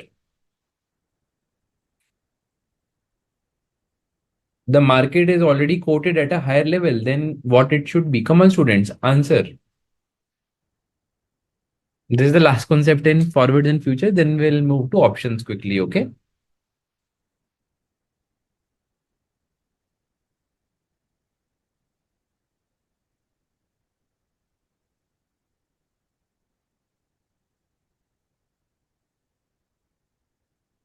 Namrata is saying sell. Perfect.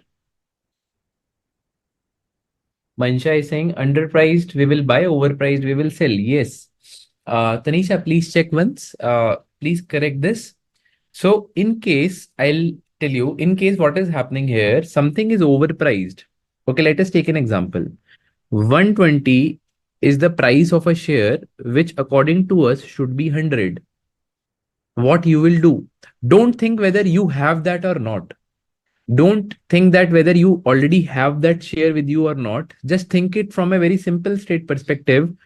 What is the right strategy for you to do? You will take a short position now because the market is giving you a better price, a higher price. So you will think of selling it today. And if you don't have it, then you purchase later on once it comes back to 100. Okay. So overpriced, we always sell. In this case, what is overpriced? For future is overpriced. Future is overpriced. Then what is the strategy I can devise for getting an arbitrage? If future is overpriced, I will first of all do what? I will short sell future.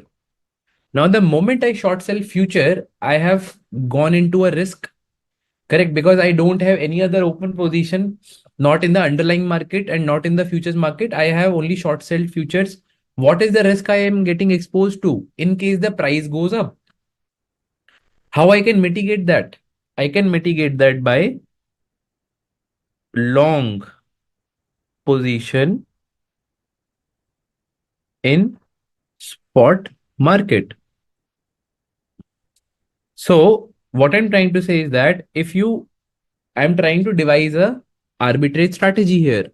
If the future is overpriced, you short sell that future, then you take a long position in spot market. For taking long position in spot market, you have to borrow money. borrow money. Correct. So this is on day one. Then once you are done with the tenure of this future, then you will again square up your position and you will sell this. Then you will get a gain equivalent to this difference adjusted for any interest. Okay, students. Now let's come to, if let's say the future is underpriced.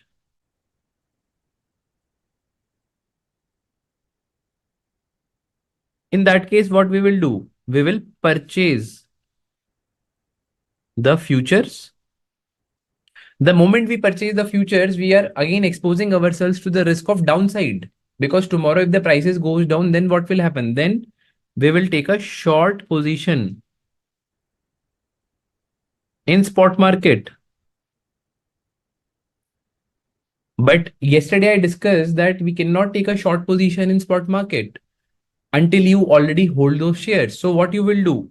In this case, you will borrow one share and sell it in spot market. Okay. And upon settlement, so this is all happening on day one, right? Upon settlement, you will close out your futures position. You will purchase in spot market one share and give it back to the person from whom you have borrowed. Still, you will be able to make out the gain, which is again equivalent to these two differences adjusted for interest.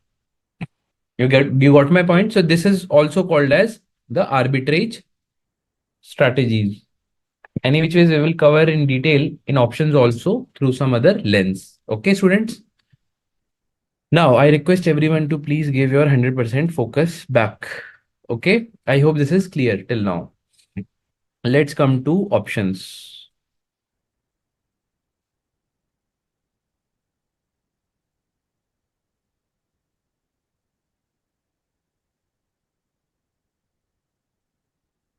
Perfect, students. Okay, options.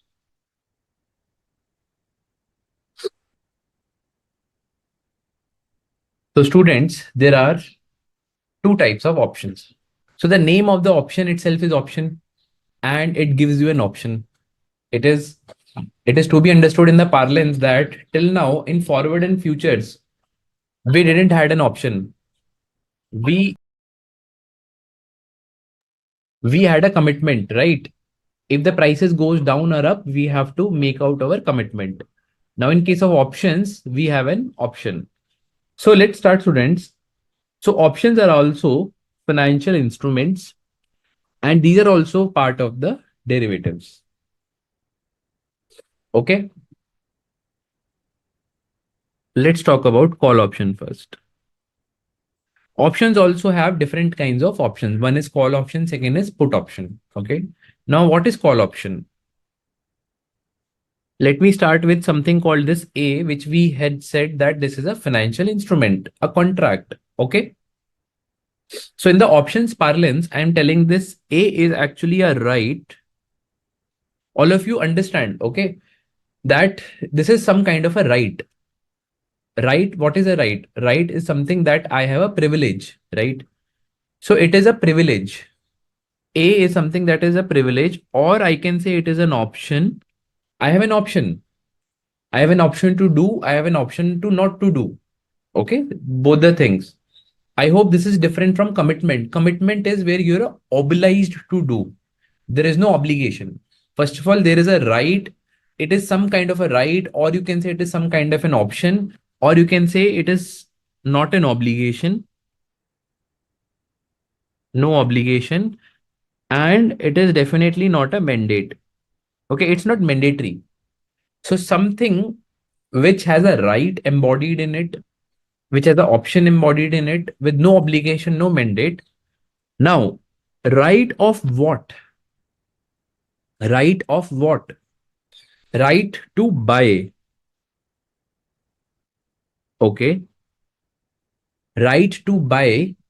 To buy means to purchase. Okay. So there is an option to purchase. There is a right to purchase. However, there is no obligation to purchase. There is no mandate to purchase. It is up to you. If you want to purchase, you purchase. You don't want to purchase, you don't purchase. Okay. To buy what? To buy an underlying asset.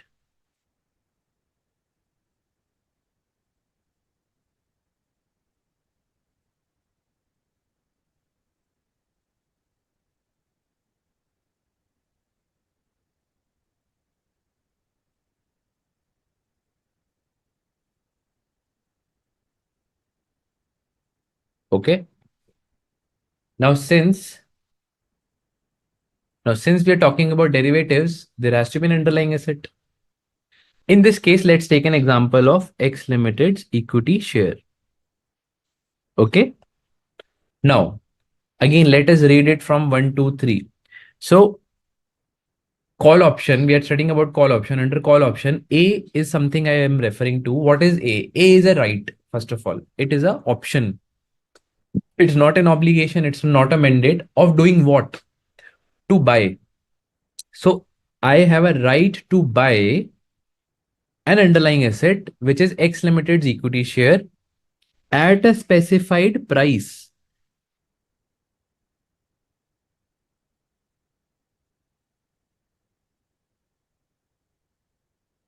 The price is specified that it will be this much only. The price is also specified in that right. I have a right to buy X Limited share at 100 rupees. Okay. Can I say that? Yes. And since I told you in the first session that these derivatives have to be having a fixed term. So at a specified date, at an agreed date, or up to an agreed date.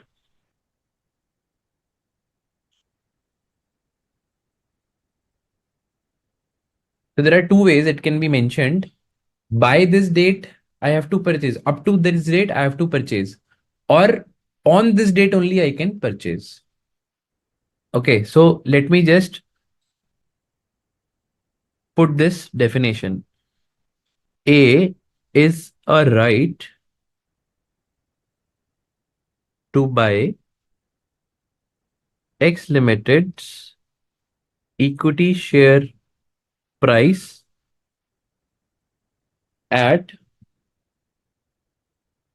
rupees 100 per share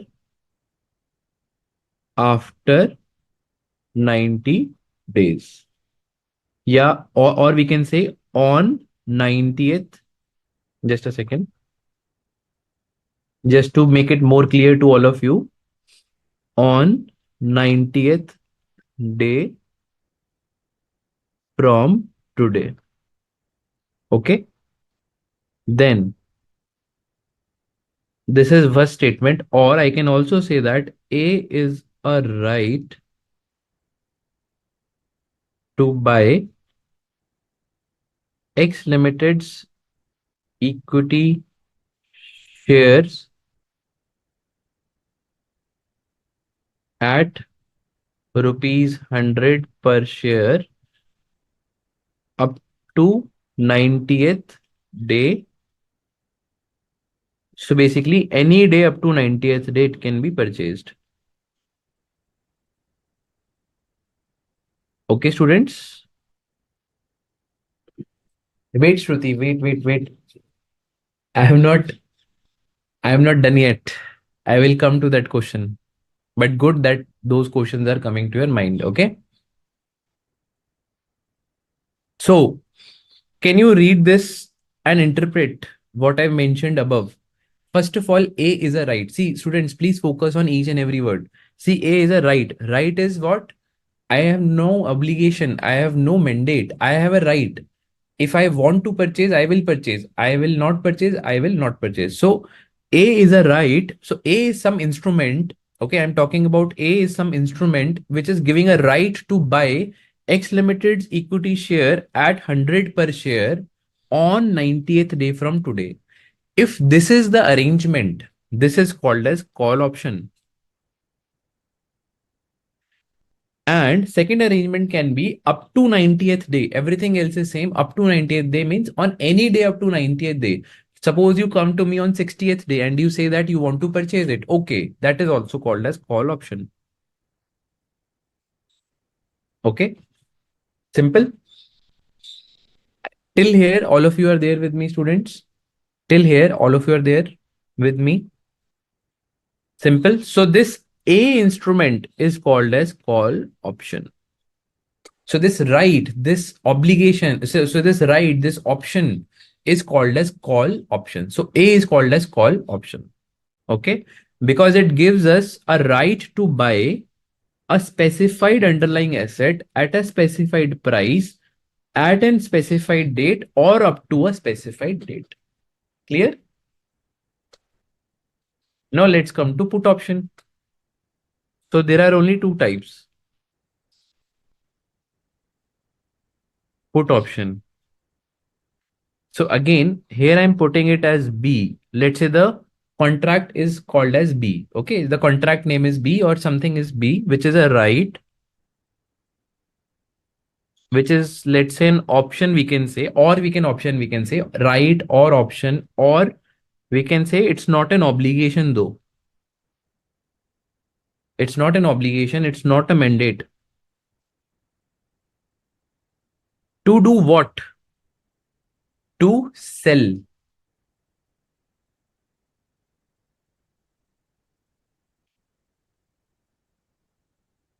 Underlying asset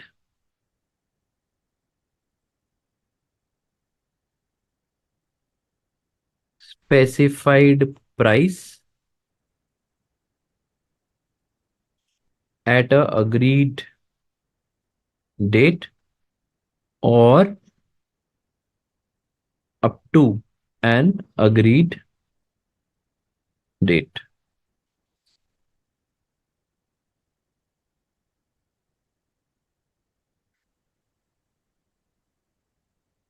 No, no, Shruti, in the first statement, I have mentioned on 90th day. Okay. On 90th day. That means on 90th day only you will be able to purchase it, not before that. In the second statement, I'm saying on any date up to 90th day. Okay. Here, here, the only changed factor is to sell.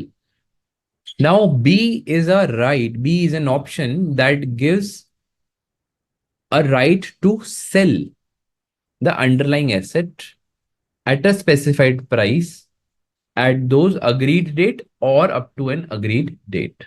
Okay, clear? Now, the specified price is called as strike price. This is something we call as strike price.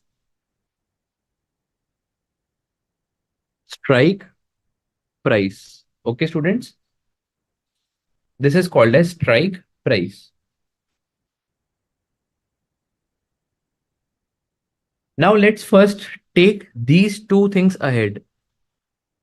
At an agreed date and up to an agreed date. Okay. Similarly, for put option also at an agreed date, up to an agreed date. I hope I'm clear till now. The basics of call option, put option is clear, students. So yes, now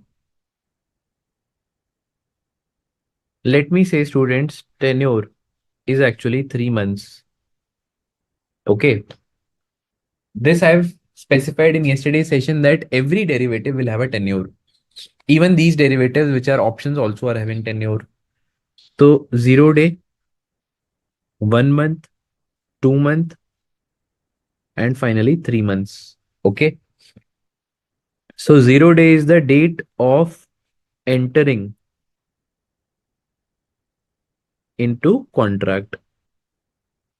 So as I said that there are two ways to specify a call option or a put option, which is up to a specified date or on a specified date. Okay. So if the put option or call option gives you a right to buy or sell, because buy in case of call option, sell in case of put option. Okay. Then in the first case, I'm taking, let's say, up to 9 months, sorry, up to 3 months. At any time, up to 3 months, the person can exercise right. Okay, if this is the case, these options are called as American options.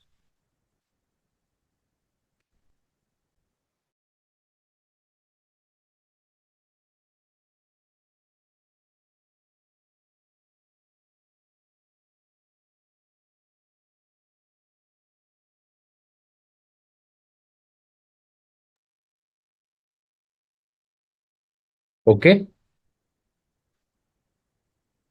Second types.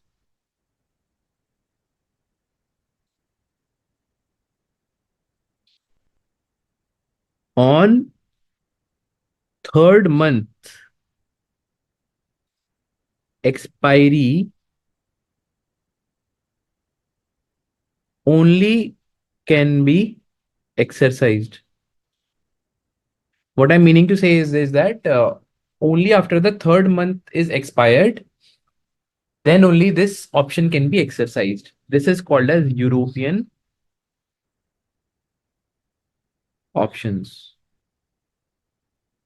Okay, students, these are called as European options. See, the prima facie difference between both of them is that American option gives a right which can be exercised up to any date up to 3 months. And it European option gives a right to be exercised only on the third month. So Shruti, agreed date is can be 2 months, 3 months, 4 months, 5 months. But the question here is really is that the exercise will happen before that 4 months, 3 months, 2 months, whatever has been specified, or exactly on that date when the months are getting expired. So what I'm trying to say is that there are both the possibilities. One, there are American options which gives you a right to exercise at any time. See, why this is more important? American option is more important because let's say there are some conditions that are more favorable to you after 60th day. Then you will exercise on 60th day. You will not wait for 90th day to come. Okay. However, in European options, this option is not there. You can only exercise on 90th day. I hope I am clear, students. Mancha, at the last day of the third month. It is always on the last day of the third month. Okay. Perfect. So American and European options are clear. So can I say that at an agreed date is a European option and up to an agreed date is an American option. Similarly, in the case of put option, at an agreed date is European option, up to an agreed date is an American option. Okay, students, let's go ahead. So tenure is clear. Now let's come to parties to the option. I'm just relating it to what we have studied yesterday on the general features of derivatives. Okay, students. Whatever we have studied there, I'm just relating it back to it. So there what we discussed that one, there is a fixed tenure, which we discussed, European and American, there are two ways. Second, we also discussed there are two parties to the option. One, first of all, we are talking about right to buy. So students, whenever I talk about call option, always in your head, you should be thinking about right to buy. Namrata, we will come to that. We will come to that whether American options are costly than European options. We will come to that. Okay. As of now, let's first create our basic understanding. Okay. Okay. Perfect. So parties to the options, we are discussing that there is a right to buy. Whenever I say call option, please think in your head that I'm talking about a right to buy. Whenever I'm talking about a put option, think in your head that I'm talking about a right to sell. Okay, just fix it in your mind. So a right to buy is also a derivative, correct? This is a derivative. So there will be a person who will purchase this right to buy, and there will be a person who will sell this right to buy. Students, please understand carefully. Otherwise, in the whole options, we will be getting confused. Please understand. I am talking about those parties who are selling and purchasing the rights. Okay, who are selling and purchasing the rights. So this buyer will be a buyer of right. Okay, and this seller will be a seller of right. And again, I'm telling these buyers and sellers would be different from the buyers of the underlying assets, because these people are only buying or selling the right to buy. They are not actually selling or purchasing the shares. There is a difference, students. Okay. So these are the buyers of rights. These are the seller of rights. I am putting here not to be confused with the buyer of underlying. Sorry.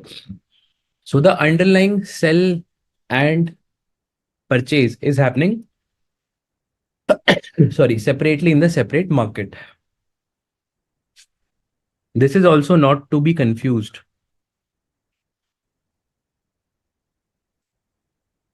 with the seller of underlying. Okay, students.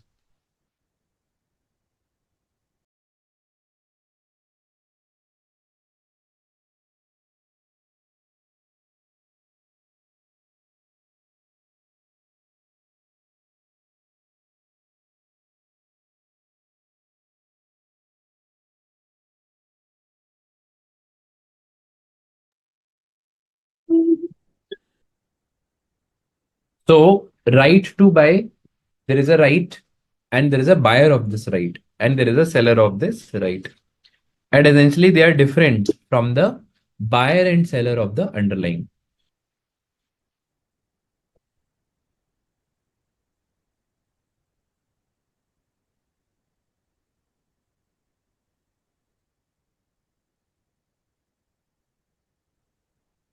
Okay. Then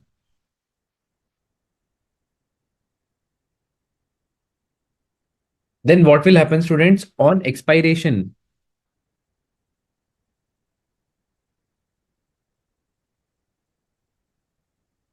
or settlement, the buyer of the right, if they exercise their option, Namrata, who can be seller of the right? I will come to that. Okay. There are persons in the market who can be the seller of this right. So on expiration or settlement, this buyer of the right will become buyer of underlying. Correct? In case, let's say the buyer of the right plans that, okay, on expiration or on settlement, whenever that is happening, if they concludes that, okay, I am going to buy the shares, then they will become the buyer of that underlying. Correct? And similarly, the seller will become the seller of underlying. Okay, students. Now let's talk about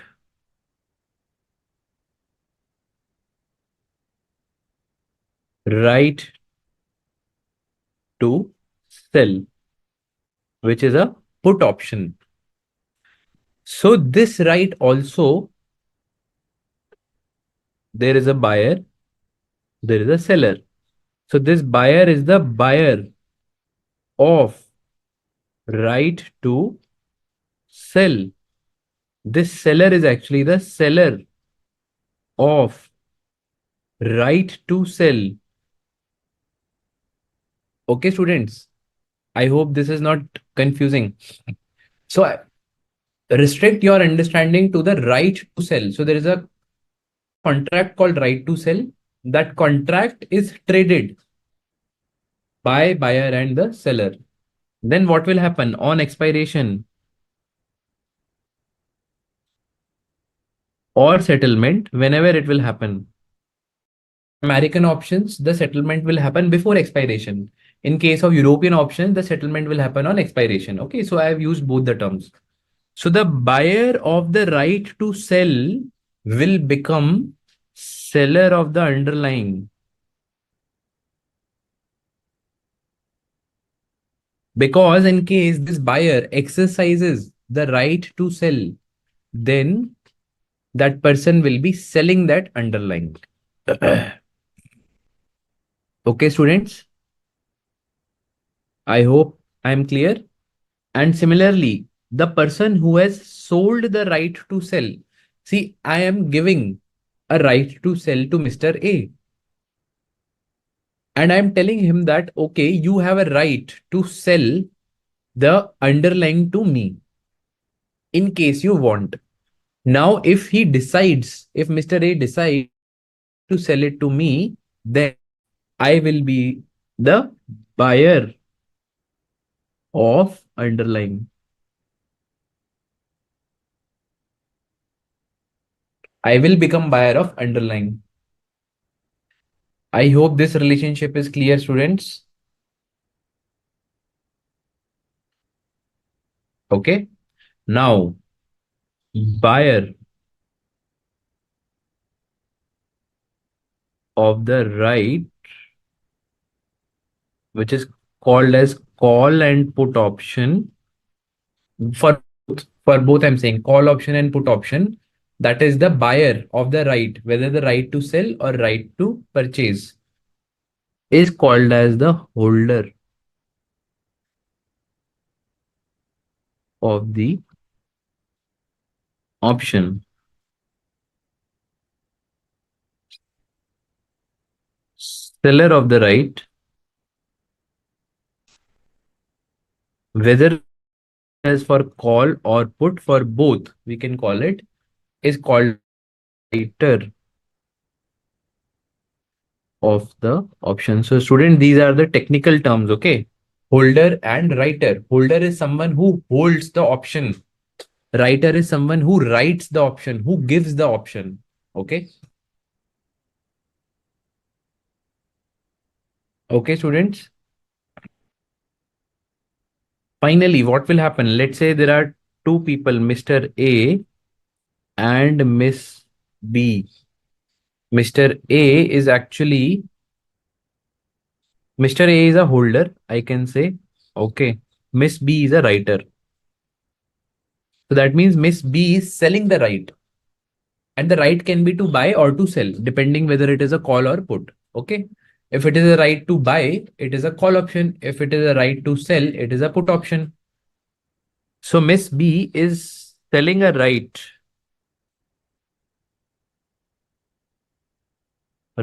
to buy, or it can be right to sell also, correct? This is for call and this is for put. And holder will give it to the writer as some consideration for this right. This is called as premium.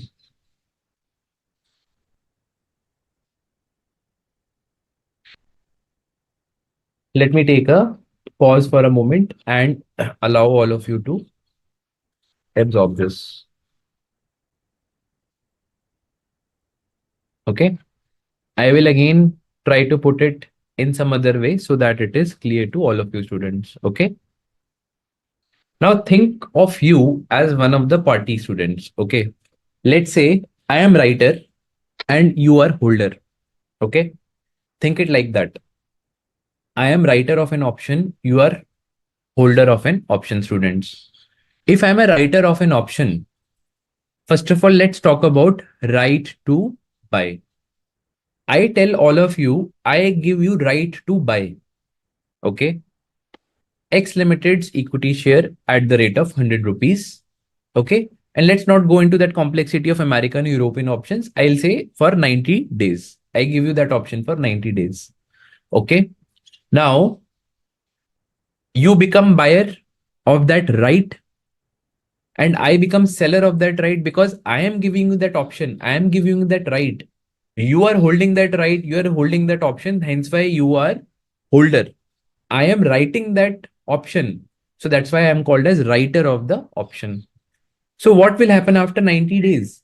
After 90 days, since I have given you a right to buy, if you want to exercise it, okay, if you want to exercise it, what you will do, you will tell me, okay, since you have given me that right, I will say, okay, you can exercise that.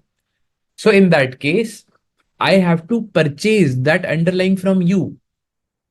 And you will, sorry, I will have to sell that underlying to you because I am a writer of call option.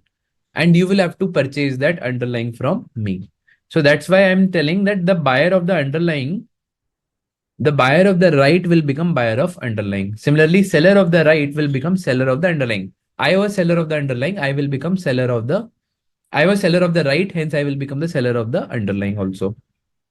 Now let's come to right to sell. Now let's think about it.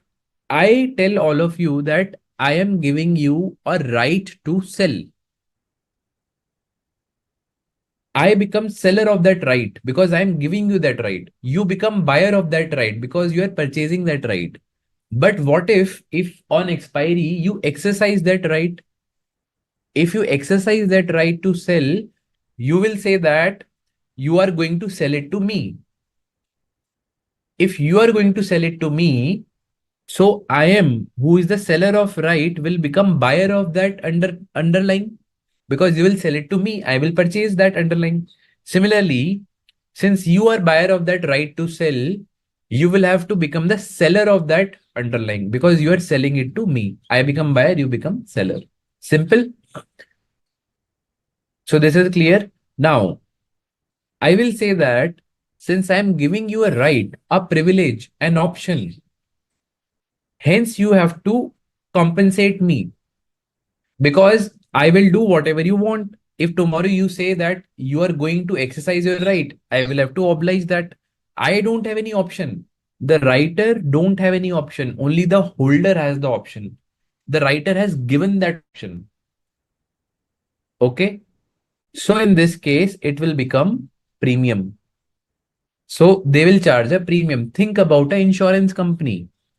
I am an insurance company. You all are purchasing insurance policy from me. I am telling you that you have a right to claim damage from me in case you incur a loss because of fire. You say okay, but I tell you that since I'm giving you a right, a privilege, an option, you have to compensate me with some premium. Hence, I will charge a premium from you. Okay, I hope clear. So that is the logic of charging premium. Premium is to compensate because I am undertaking risk as I'm a writer of that option. I am undertaking some risk. Hence, I have to get it compensated. So that compensation is called as premium. Clear, students? Let us move ahead. Tell me once so that we can take our discussion ahead.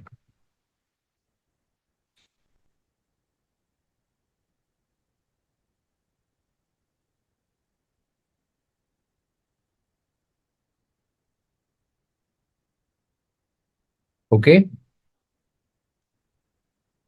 Let's move ahead, students. Okay, Shruti saying clear. Shruti, Namrata, Tanisha, Mansha, and Manoj, all of you students who are there, Viraj, Devraj, Satish.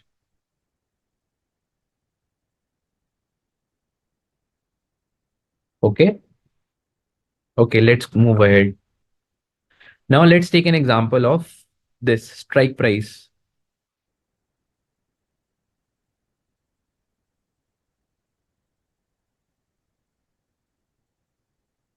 Let's say strike price is 110. We discussed what is strike price. Strike price is the price at which the right will be exercised.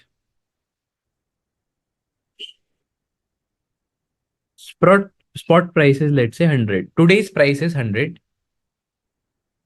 Time is equal to 3 months. That means 3 months have been given to exercise it. I'm talking about an European option. And we're talking about the X Limited shares as the underlying asset. Okay. X Limited's equity is the underlying asset. Okay. So we are talking about a time period of 3 months, a strike price of 110 and a spot price of 100. Okay. So what will happen for call option? Let's devise the statement. So because by devising the statement, it will be clear in our head. What are we talking about? Right to buy X Limited's shares after 3 months at the rate 110 per share. So call option gives you a right to buy X Limited's shares after 3 months at the rate of 110 per share. So what will happen here? Let's say Mr. A, who is the holder, and Miss B, who is the writer, or let's say seller, is actually Mr. A will pay premium to be paid at the rate of rupees 10. So this is actually call giving the right. Since Mr. Since Miss B has given right to Mr. A, so she will charge a premium, which is a cost of giving the right. Okay. On expiry,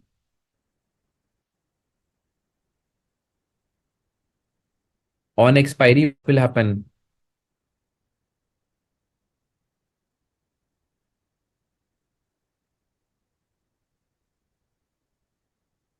Spot price on expiry. Say there are three cases. Okay.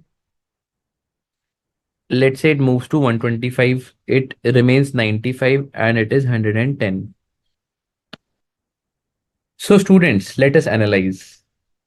Now let's think from Mr. A's perspective. Okay. What if Mr. A is, let's say you are Mr. A. Okay. Now Mr. A is having a right to exercise the share at 110 per share. What is the market rate on expiry? Market rate is 125. I have a right to buy at 110, which is there in the market at 125. Will I exercise this right? Yes, Mr. A, because I'm getting a benefit of 15 rupees because of this option. I had an option to purchase at 110, market is 125. So Mr. A would exercise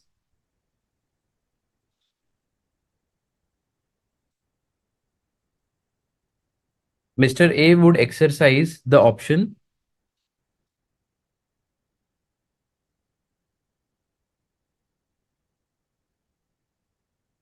This is called as in the money. Okay. Then for 95, let's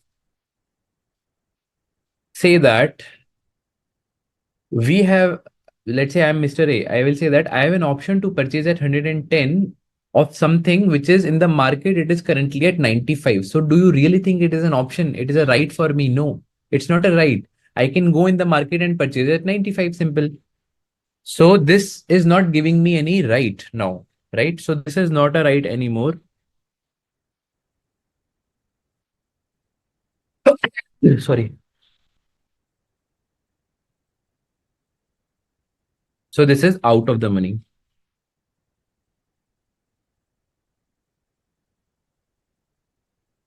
Okay. We will not exercise in this case. Let's say it is at 110. I have a right to purchase at 110 something which is also there in the market at 110. Will I exercise that right? No. I mean, I can exercise also and I cannot exercise also. It will not make a difference because I am already getting from the outside market at 110. So this is called as at the money. I hope all three situations are clear. So holder is neutral to exercise. Okay. Holder is neutral to exercise. Yes, Mansha, deeply out of the money. Shruti, sir, if he gets for 110, why would he purchase for 125? That's what I'm telling you, Shruti. If he gets for 110, he will not purchase for 125. Hence, he will say that I am better off by 15 rupees. Correct? So that is why it is called as in the money. Okay, Namrata is saying not by. In case of 110 and 95, it depends up to them. Now, what will happen, students? What will happen? Let's say now options are also can be two ways. The way it can be settled. One is it can be settled in the gross way, gross settlement. Okay. So for gross settlement, first option where the rate is 125, what will happen? He will pay 110 and he will receive one share. In this case, nothing will happen. Had it been futures or forward, students, in this case, there had been an incremental loss. Okay, I will relate it. But as of now, he has been prevented. Mr. A has been prevented from these two situations. In case of net settlement, what will happen? He will receive 15 rupees, which is the difference between 125 and 110 from the option writer. So he will receive 15 rupees from the option writer. Here, nothing is to be paid. However, in futures, he would have ended up paying 15 rupees here. In case it had been futures, he would have paid 110 minus 95 here, which is not the case here because Mr. A is holding an option. It's not an obligation. If he wants, he will purchase. If he don't want, he will not purchase. Simple. Okay.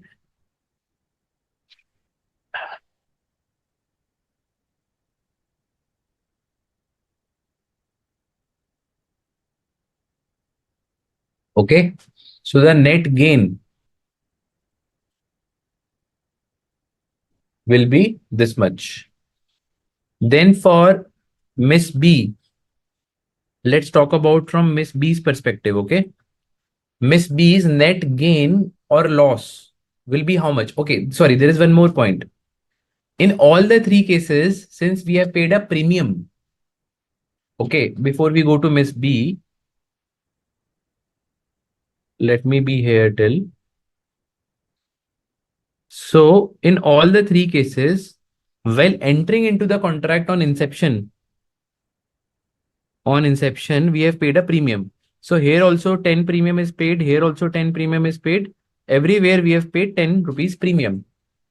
So in case of net settlement, the net amount, the net gain loss will be 5 rupees minus 10 and minus 10 students. Okay.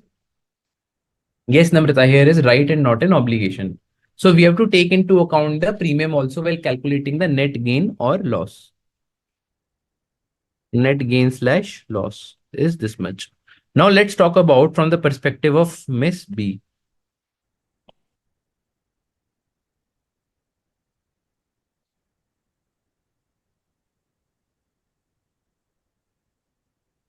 Okay, so from the perspective of Miss B,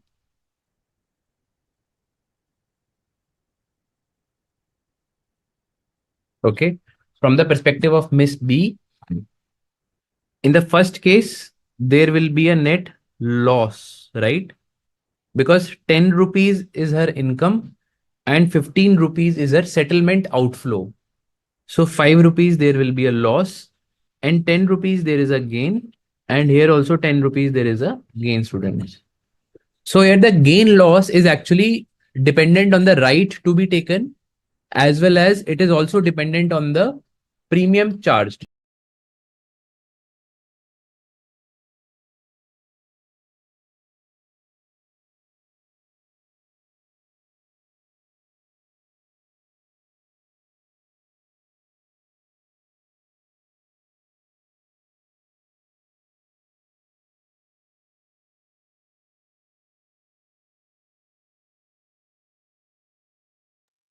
So students, with this, can we conclude that the loss to the writer can be unlimited?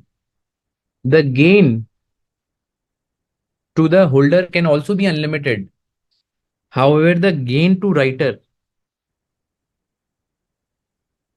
can be maximum this 10 rupees, right? In case the option becomes not exercisable, right? So the gain to the writer is limited and loss to holder also becomes limited. Simple. So this is maximum up to premium. I hope this conclusion is clear to all of you students. This is very, very important. Mohammed Abdul is asking, sir, in case of out of money, does buyer lose premium if he does not exercise? Yes, he loses premium. That's what we have put here. The buyer will is paid on the day of entering the contract. So it is a sunk cost. It will not be recovered later on. Whatever it happens, let's say tomorrow we exercise or not exercise, premium is gone. See, that's how it happens with the insurance policies also. Insurance companies will take premium for you. Whether you claim during the year or not, your insurance premium is gone. Okay? Simple.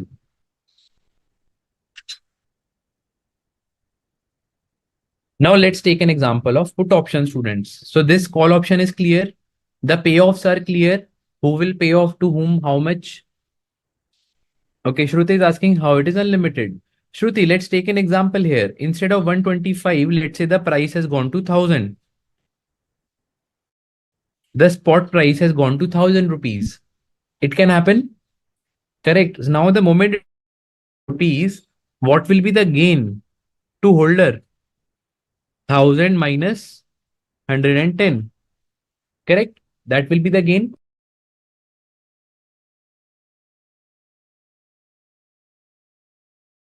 So the gain becomes 890. Correct. So the gain is increasing, right? So it will be unlimited. We don't know wherever that underlying will move. Accordingly, the gain also will move. Okay. And similarly, the loss of writer will also move. Correct.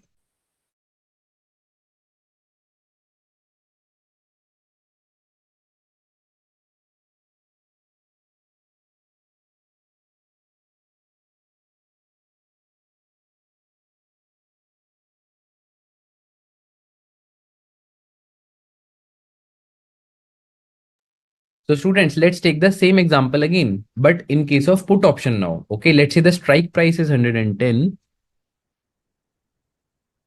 Spot price is 100 again.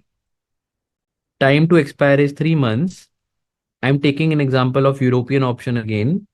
Okay, let's not complicate it as of now, European and American. And we are talking about the share of X limited, but this time we are talking about put option. Okay, so Mr. A is the one who is the holder and Miss B is the one who is the writer. Okay, so first of all, on expiry, on expiry, let's take different spot prices. Okay,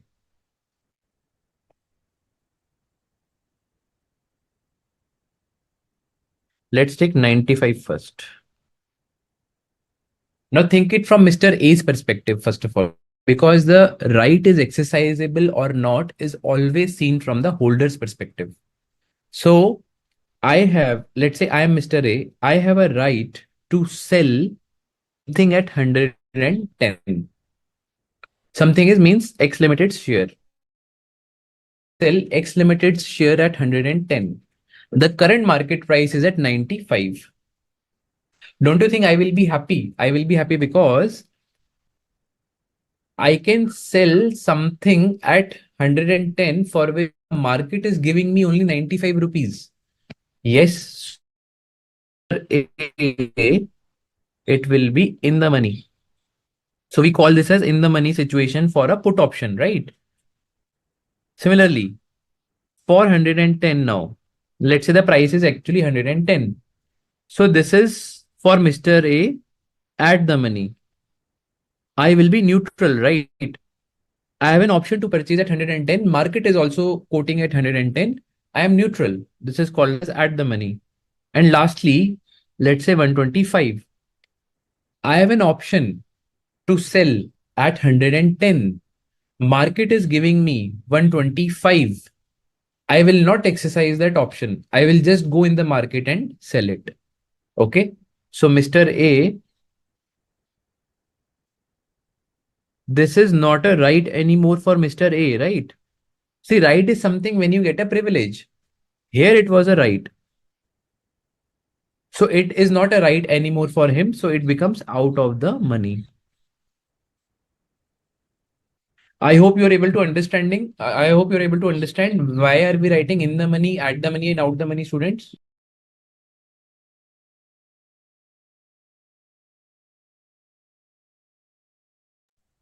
Perfect.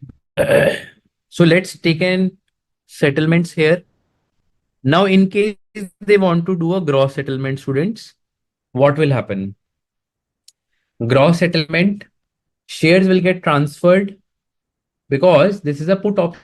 Mr. A will have to sell his shares. So he will shares.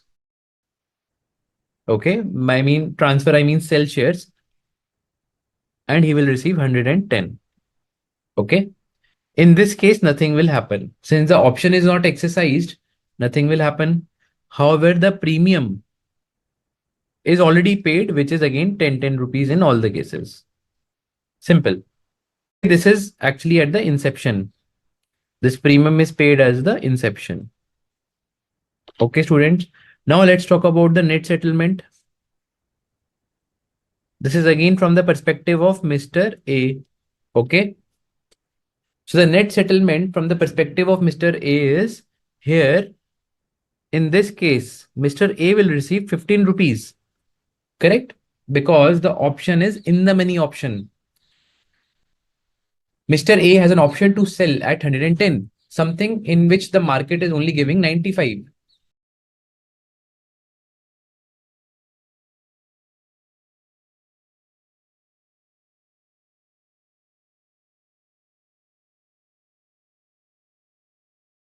Okay, students. In this case, Mr. A will receive 15. In this case, nothing. I hope this is clear. Then the premium paid.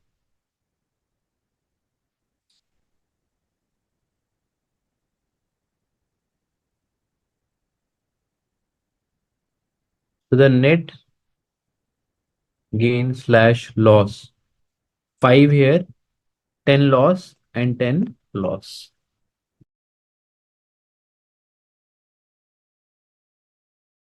I hope this is clear, students, till now.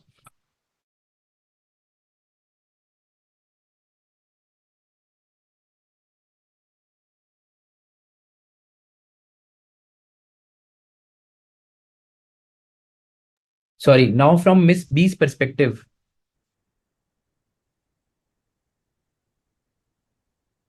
what exactly will be undertaken is the premium that she is receiving, whatever outflow that she has given for case A, correct? So plus 10 minus 15.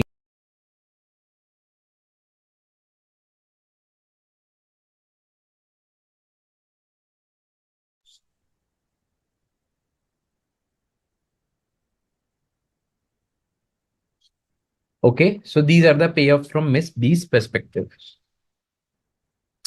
Now, students, last thing that we can conclude today is for a holder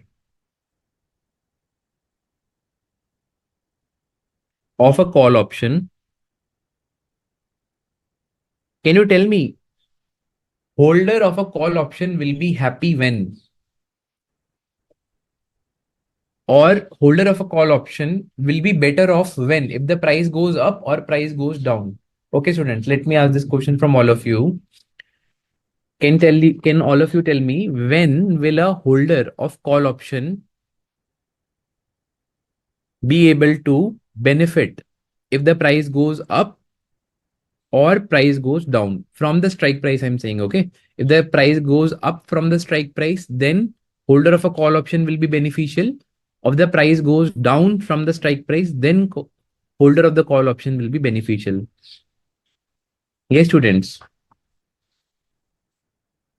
Perfect. Sumit, Mansha, very nice. Very good. So we have concluded here. Better if actual price, sorry, if spot price goes up slash beyond. Perfect. Shailesh, Shruti, Manjunath, no Manju, Nath, you had to see once. Namrata, price goes up. So Manjunath, if you see in our previous to previous example of this call option, we discussed, right? Where the price goes up, where is the call option? Where is the call option? This is the call option, right? So if the price goes up at 125 from the spot price of 110, then only Mr. A would gain, right? This 5 rupees gain is happening to Mr. A in this case. Okay. Yes, Abdul, you are right. Namrata, perfect. So I think I'm satisfied. Okay. Better if the up or beyond the strike price, then holder will gain. However, in case of put option, now students tell me, in case of put option, how will holder benefit? How will holder be better off? Better if price goes down, correct? Or below the strike price, students.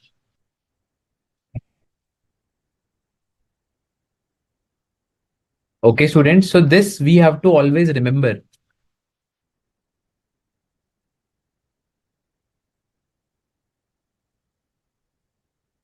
Okay. So this we will have to always remember. Again, we will be forming up our discussion in our next class with the questions also. So last thing, which I'll just take a couple of minutes more and tell all of you, is the difference between the options and futures now. Because futures we have covered entire thing, questions, concepts, everything. Options we have done with the concepts. The next session we will do the questions. Okay. So options and futures, students, both of us, both of them have underlines, first of all, right? Which is common thing. Both of them have a time limit, right? Both of them have a time limit. However, the basic difference between options and futures is that options is a right and futures is a mandate. Futures don't give you a right. Futures is a mandate. So this is a right to whom? This is a right to the holder.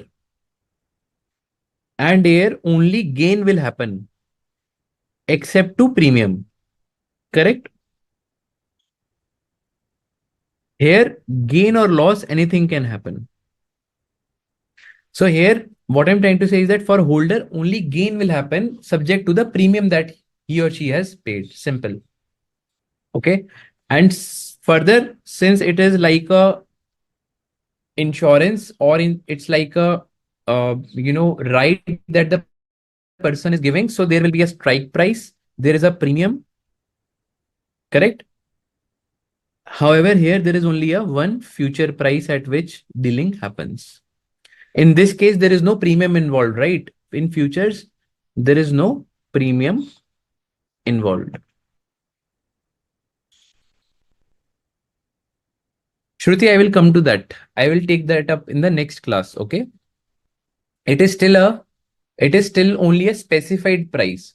the price is still variable. I will prove you that, okay, in the next session when we will go through the valuation of options. Okay. So students, with this, this session comes to an end. I request C. Ashish sir to please help us with the closing remarks. Yeah. Uh, Over to you, sir. Thank you, Thank you, sir. Devas. Thanks a lot for your wonderful session. And you have started the option also because your future topic has been covered here. Yes, Now, sir. student, I was watching one query where a student has raised a doubt regarding. Well, let me check. Right, the student is saying like that. I think 1 second. But there was one query on the E. If there was query, if let's Yeah, say yeah. value is E raised yes, to power 0.03 yes, and e raised to power 0.033. It was saying that na. yes, sir. Yes, sir. Yes, sir. Yes, sir. So, Correct. Divas sir, have you solved it with the No, no, interpolation sir. use? Yes, sir. I have solved it through interpolation. Okay, I have given then that. I okay, then I explain the same. No Sure, problem. sir. Sir. See, student, in the examination, if you have been given the two values like 0 e raised to power 0.03 and e raised to power 0.04, so it is a clear indication that you need to calculate the use the interpolation method. Okay, it is clear cut indication. There will be no excuse ki I have used this as a rounding off. No. However, if only one value has been given, either e raised to power 0.03 or e raised to power 0.04, then you can take these values. Then there will be no issue. Okay. Similarly, there was one doubt regarding rounding off. Because let me sir suppose I think there was some one doubt na, Yes. regarding Yes, sir. Yes, one. Let sir. me check it. Yes, sir. Yes, sir. Yes, sir. Yes, sir. Yes. Uh, So, sir, there was one more question where it was asked that if E value is not given itself in the yeah. question, then what should be done? See, in that case, you can do simple compounding. Just simple compounding. Use the simple compounding. No way. You Perfect. know to cram the values. You know to compute it on the. There is some technique. I think I have one or two students explained me. There is a long technique, but please use simple compounding. When e values are not given, it is a clear cut indication that use simple compounding. Correct. Okay, no And sir, problem. on the rounding off, there was one question, sir, in Yeah, exam. yeah. I'm just checking it. Sir. Uh, yeah. I think Tanisha has asked, sir, in exam, in case we missed on to some values due to rounding of difference, will our marks be deducted? Please tell. See, student, when we talk about the rounding off, see, like when we calculate the value of any bond, I told you when we calculate the value of any bond equity. Now, here in this case, premium. So, it is always understood that up to two decimal point, the values need to be computed. Okay, say if your values are coming 6.79. Okay, so or 6.80. So of course you have to write 6.9079 or 80. It can be comfortable. There will be no problem. This much of rounding of difference will be there. However, if you only write 6 or if you write 7, then it will be a problem for you. Okay, up to two decimal point, the values are there. Sometimes you can get the hint from the values given in the question, but up to 2 to 3 decimal points you need to take, because what happens, I tell you, there is a logic behind the same. See, in the when we talk about the finance, in sometime finance, the valuation and deals are done on million and $1 million or million rupees, or in this case even a simple fractions matters a lot. Of course, we cannot take up to 4 to 10 decimal points, but 2 to 3 decimal points are okay. So that is a more important, but don't try to write, because you will, of course, if you see the question, we have used up to 2 decimal points. Values are usually considered up to 2 decimal points. E raised to power values are generally considered as a 4 decimal points. Okay, if they haven't given up, normally they are given up to 4 decimal points. Because if I say e raised to power 0.02, so it will be value will be something 1.02 something extra, because it is some daily compounding. So you can follow the same. If you want to add something, Divas sir. No, no, sir. Perfectly, sir. Perfectly Okay, said. okay. Yes, sir. Okay, student. With this, we shall continue our discussion on the option topic. Of course, assignment is still not uploaded, but it will be uploaded by today's evening. So, student, please refer the assignment, and Devas sir will discuss the question. Devas Yes. sir, thanks a lot for sparing your precious time Thank you, and sir. enlightening the student on this future. And we have started the option also. And Thank you, sir. students, thanks for patient listening. We shall continue this session discussion in the next class. Thank you. Have a Thank, nice day. thank you. Thank you, sir. Have a nice day, everyone. Thank you.